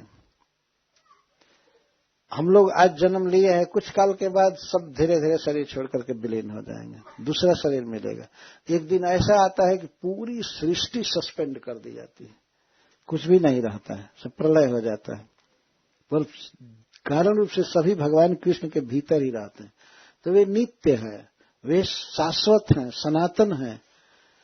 इसीलिए सनातन भगवान के साथ सनातन जीव का जो संबंध है और उस संबंध के अनुसार जो कार्य करता है, उसको सनातन धर्म कहा गया है। भगवान श्री कृष्ण सनातन है, जीव भी सनातन है, और जीव और कृष्ण के बीच में जो संबंध है वो सनातन है। उस संबंध को जागृत करने के लिए जब जीव भक्ति करता है तो उसी को सनातन धर्म कहते हैं। सनातन धर्म कोई दूसरा नहीं है। भगवान विष्णु की पूजा करना, विष्णु को समझना, यही है सनातन धर्म।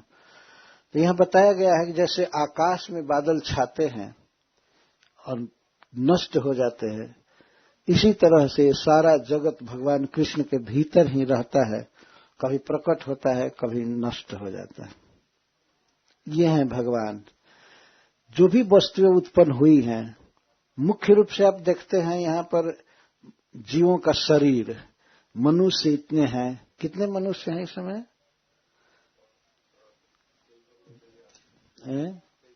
6 अरब से भी ज्यादा है ना। तो इतने मनुष्य हैं, उनका शरीर बनाने में कितना कितना ये मटेरियल लगा होगा। ये सब आया कहां से? घर द्वार बने हैं, पर्वत बना है, नदियां हैं, समुद्र हैं, विविध जीव जंतु हैं। इनका शरीर किस चीज से बना है? 5 भूत से बना है, महाभूत कहते हैं। संस्कृत में इसको महाभूत कहते हैं। महा का अर्थ है दी ग्रेट, और भूत माने जो उत्पन्न हुआ है।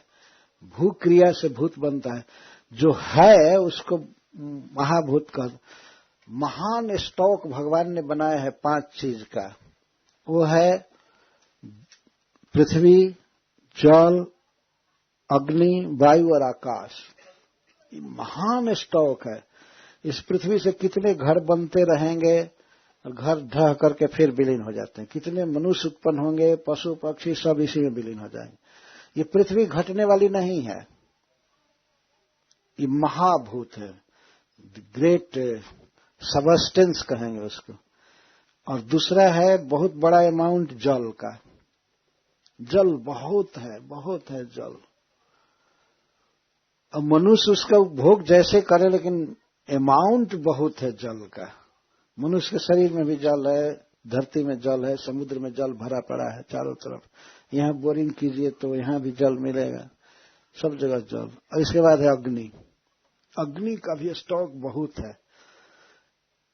यदि सारे संसार को भी आग बनाया जा सकता है, आग प्रकट हो जाती है ना, आग कहीं से आती नहीं है, अपनी तो आग कहीं से आता नहीं है, वो प्रकट हो जाता है तब प्रकट हुआ ना। नहीं तो आदमी देखेगा कि दिया सलाई के एक तीली में फर से आग उत्पन्न हुआ, लेकिन वो आग पूरे संसार को जला सकता है। वो आग है ऑलरेडी सब जगह, इस घर में, दीवार में, मनुष्य के देह में, सब जगह आग है। एक दिन वो प्रकट हो जाता है। अच्छा, तो पृथ्वी, जल, अग्नि और वायु, वायु भी सर्वत महान स्टॉक है, और आकाश, इन्हीं पांचों को मिला मिला करके जीवों का शरीर बनता है। इसलिए उसको 5 भौतिक शरीर कहते हैं। 5 भूतों से, चीजों से बना है। पर कितनी भी सृष्टि हो, और इसके साथ ही साथ ये जीवों के खाने के लिए सामान, जीवों का शरीर तो भगवान बनाए ही, ये क्या खाएंगे, पहनेंगे, इनके लिए घर द्वार सब कुछ भगवान ने बनाया है। अब इतने मनुष्यों के लिए जूता, ये सब बना हुआ है ना। एक एक आदमी के लिए 10-10 जोड़ी जूता है।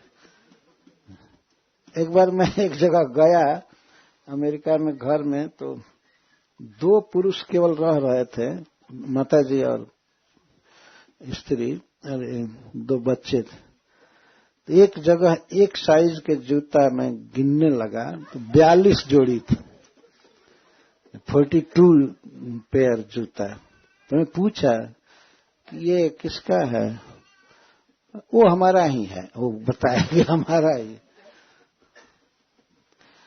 तो इस तरह से पता नहीं कितने लोग तो 100-100 जोड़ी भी रखे होंगे, और शायद ही कोई होगा जिसके पास जूता न हो। तो इतना जूता बनाने का सारा प्रबंध भगवान ने किया है। कोई आदमी अपने साथ कुछ लेकर के नहीं आया। ऐसा नहीं कि अपने जन्म लेने लगा तो एक अंडरवियर पहन करके आवे, या एक टोकरी माटी लेकर के आवे, या जूता, मोजा, टोपी लेकर आवे। कुछ नहीं लेकर आया, खाली हाथ आया है। और जाएगा तो सब कुछ यहीं छोड़ करके जाएगा, कुछ ले करके नहीं जा सकता है। ये देह भी लेकर के नहीं जाएगा। वो आत्मा बिना देह के आया, वो दूसरा देह छोड़ करके आया, इसको देह भगवान ने यहाँ दिया, देह के लिए खाने लायक वस्तु भी दिया, और सब छोड़ करके चला जाएगा। कोई भी व्यक्ति यहाँ सोचे कि बहुत अच्छा घर बनाया, इसको मेरे साथ भेज दो, नहीं भेजा जा सकता। कुछ भी नहीं जाएगा, खाली हाथ आते हैं और खाली हाथ चले जाएंगे। परंतु यहाँ आने पर सब कुछ मिलता है, भोजन मिलता है, रहने को घर मिलता है, कार मिली है, क्या क्या, लेकिन कोई चीज लेकर के नहीं आया। तो प्रश्न होगा कि दूसरे लोगों ने बनाया है ना, हमने नहीं बनाया। ठीक है, दूसरे बनाया, तो भगवान की वस्तु को ही रूपांतरित किया ना, वो भी लेकर के नहीं आया। तो कोई पूछे कि अब भाई पूछा जाएगा, हमारे बाप से पूछा जाए कि आप कुछ लेकर आए थे, तो कहेंगे नहीं। दादा से पूछा जाए तो वो भी कहेंगे नहीं, हम कुछ लेकर नहीं आए। कोई लेकर नहीं आया। ये कृष्ण की व्यवस्था है। शरीर यहाँ बनता है, भोग बनते हैं खाने के लिए, पीने के लिए। अब इतने मनुष्यों के लिए कितने दूध की जरूरत है, भगवान से पैदा कर रहे हैं, गाय द्वारा, भैंस द्वारा पैदा कर रहे हैं। कोई पैदा नहीं कर रहा है। यहाँ तक कि मनुष्य के शरीर में जो दूध होता है माता के, वो भी माँ पैदा नहीं करती है उस दूध को, या उसके पति, लड़के का पिता पैदा नहीं करते हैं। बच्चा ज्यों ही थोड़ा बड़ा हो जाता है तो दूध सूख जाता है। कोई बना सकता है दूध? वो सोचे कि नहीं कई बरस तक अपनी पत्नी के स्तन में दूध बना रहेगा, नहीं बनेगा। वो भगवान की व्यवस्था है। और देख लिए कि बच्चा सुकुमार है, उसके दांत नहीं है, वो रोटी नहीं खा सकता, भात नहीं खा सकता, फल नहीं खा सकता, तो बहुत ही पौष्टिक दूध माता के स्तनों में भर देते हैं। ये भगवान की व्यवस्था है। अगर कोई इसको डिनाई करता है तो उससे पूछ सकते हैं कि तो कौन किया है। वो स्त्री की है जिसके स्तनों में दूध है, नहीं, उसको क्या पता है कि कैसे दूध आ गया, वो पता तक नहीं है कैसे हुआ, बनाने की बात तो दूर रही। जो व्यक्ति उस बच्चे को उस गर्भ में जन्म दे रहा है उसने दूध बनाया, उसको चिंता है कि ये कैसे जिएगा, कैसे खाएगा पिएगा।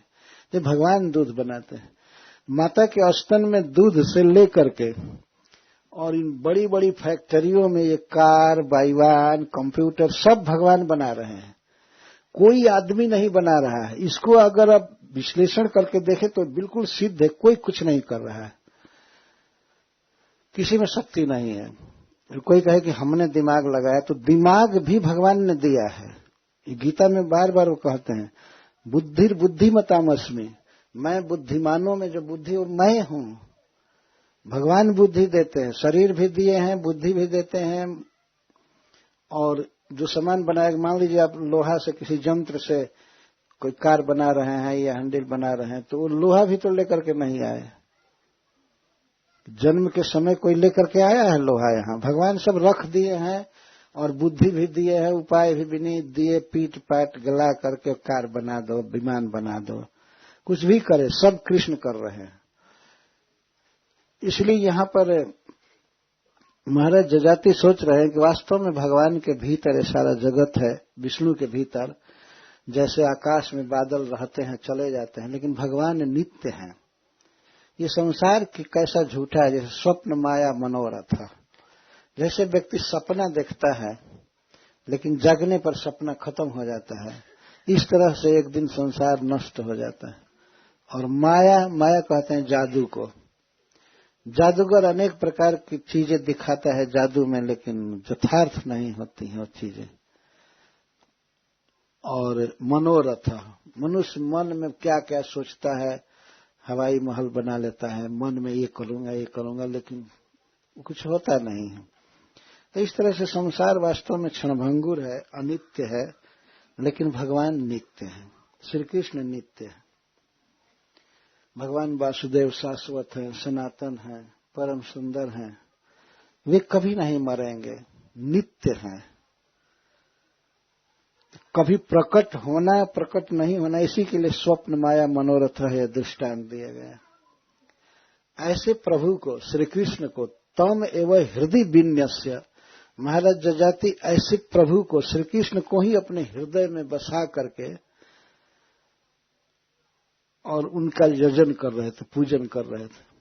भगवान से कोई इच्छा नहीं थी इनकी, पूर्ण मनोरथ थे। यहां देखा जा रहा है कि बाहर रूप से महाराज जजाति भोगों में आसक्त हैं, परंतु वास्तविकता ये नहीं थी।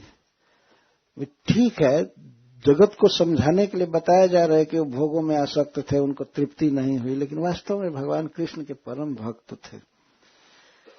तमेव हृदय विन्यास से, उन्हीं को अपने हृदय में बसाए थे, उन्हीं का चिंतन कर रहे थे। और यही अभिलाषा करते थे कि मैं भगवान श्री कृष्ण के धाम जाऊंगा और उनका नित्य सेवक रहूंगा, उनकी दासता में रहूंगा, उनके पास रहूंगा। यही उनकी अभिलाषा थी। इसलिए निराशी अयजत, निराशी का अर्थ है उनकी कोई दूसरी आशा नहीं थी, कोई कामना नहीं थी। तो एक दृष्टि से वो पूर्ण सफल थे, भौतिक माने में भी, सांसारिक जीवन में भी। उन्हें जो सुख मिलना चाहिए सब मिला, और इसके साथ ही साथ जो जीवन की पूर्ण सफलता है कि भगवान कृष्ण की भक्ति करना, तो वो भक्ति में भी पूरा थे। संसार के भोग भोगे, देवयानी के साथ वे रहे, सफल हुए, लेकिन ऐसा नहीं था कि वे कृष्ण को भूल गए थे। श्री कृष्ण के पूर्ण भक्त थे। इसलिए हृदय विन्यस्य कहा गया। न्यस्य, न्यास का अर्थ होता है रखना, और वी का अर्थ है विशेषण। श्री कृष्ण को अपने हृदय में बसाए थे। श्री कृष्ण के अलावा उनकी और कोई कामना नहीं थी। और प्रभु का भजन, यजन किए, यज्ञ किए, पूजा किए। कैसे? वासुदेवम, भगवान की विशेषता बताइए। वासुदेवम, जो वसुदेव जी के पुत्र हैं, ये एक अर्थ हुआ।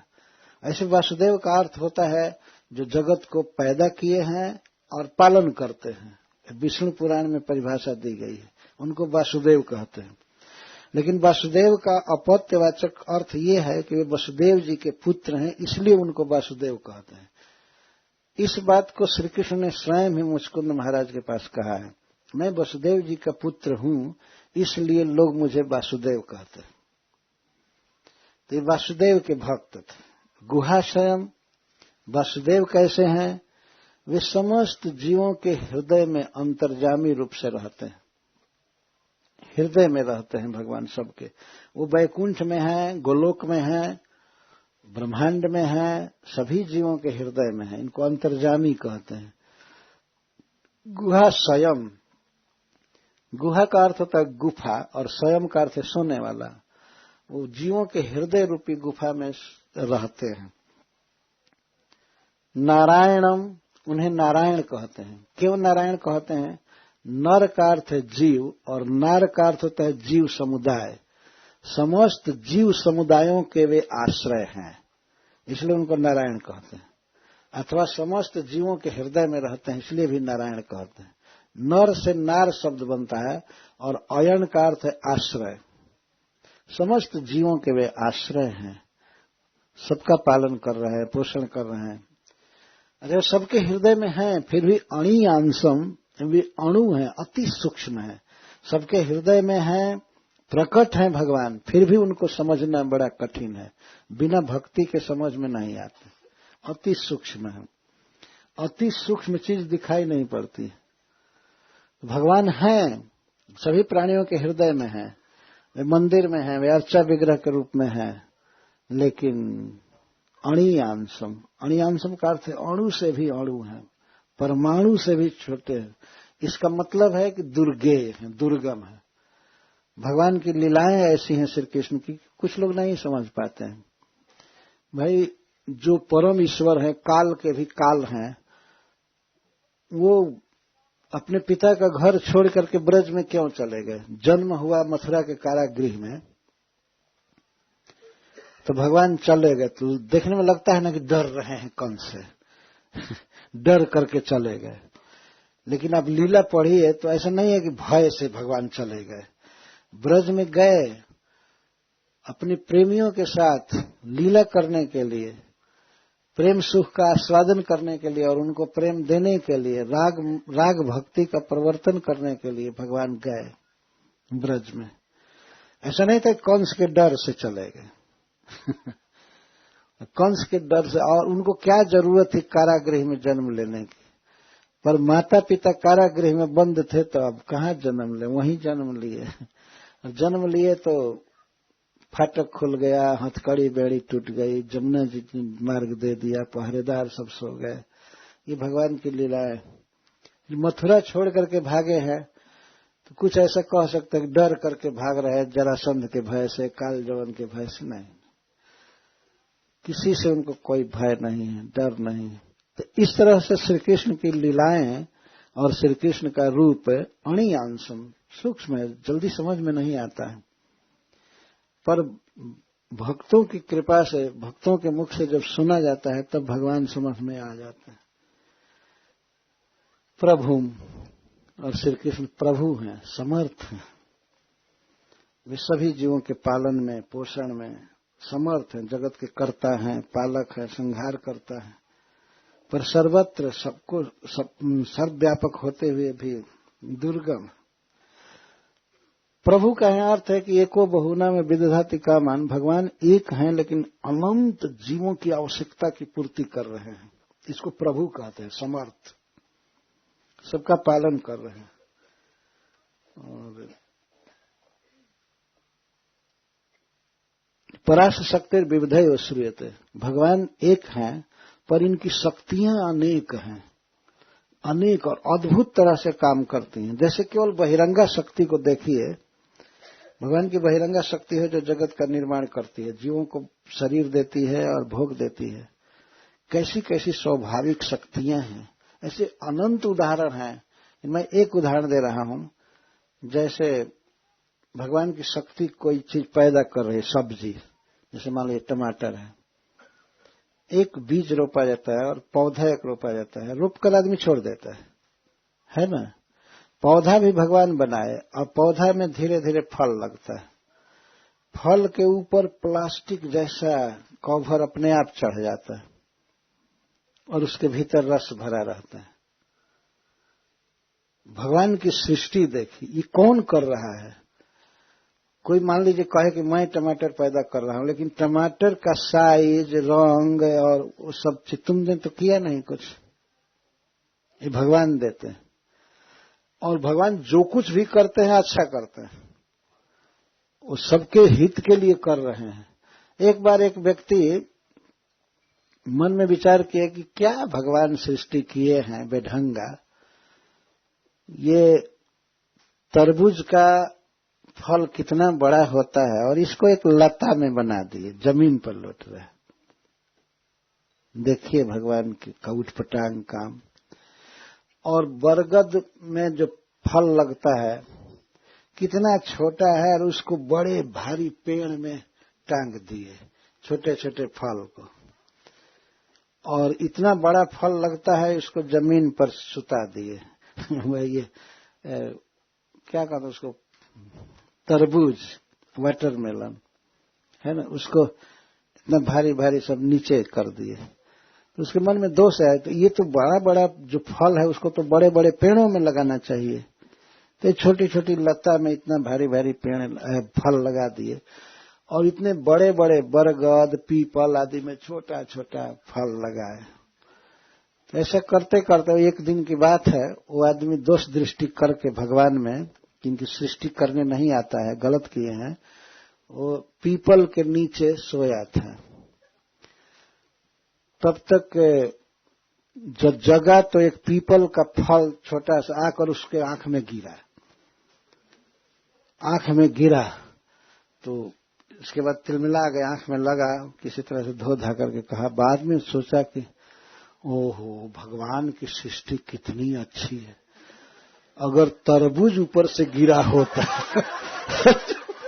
अरे बाप रे, अब तो हमारा नाक कान सब खत्म हो गया होता। भगवान ठीक सृष्टि किए हैं।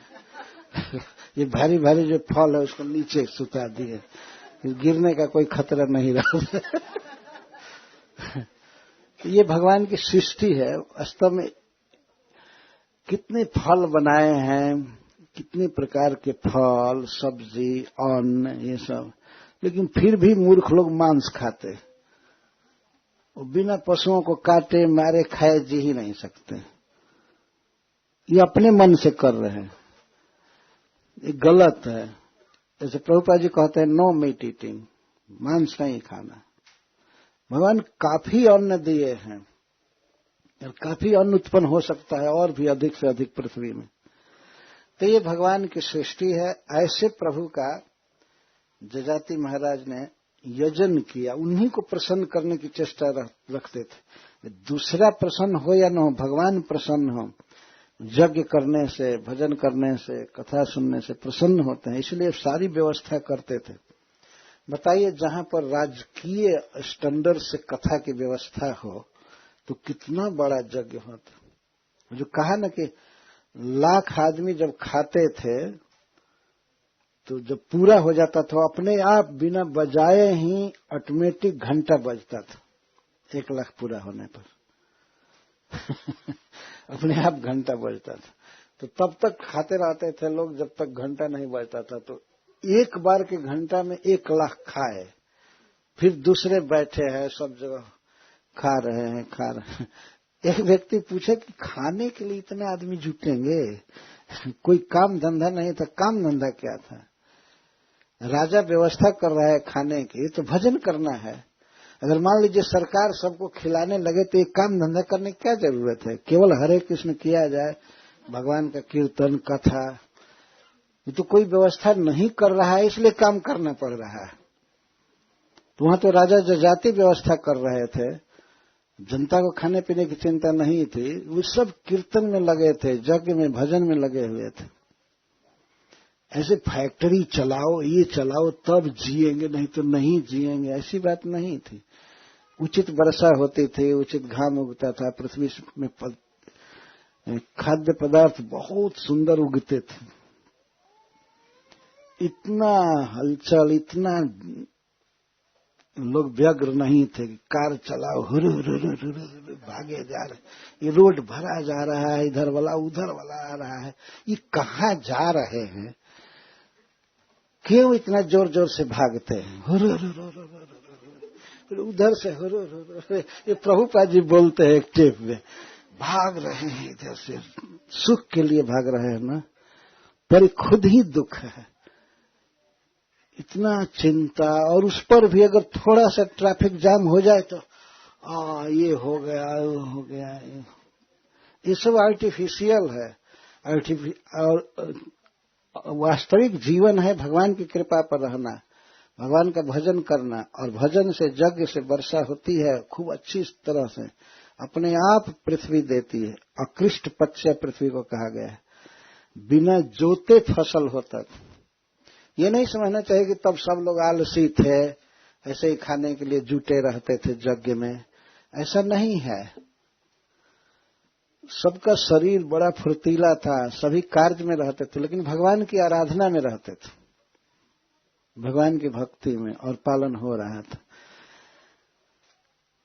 अब सुखदेव गोस्वामी कहते हैं कि एवं वर्ष सहस्राणी मनः षष्ठैर मनः सुखम विदधानोपि न तृप्यत सार्वभौम कदिन्द्रिय।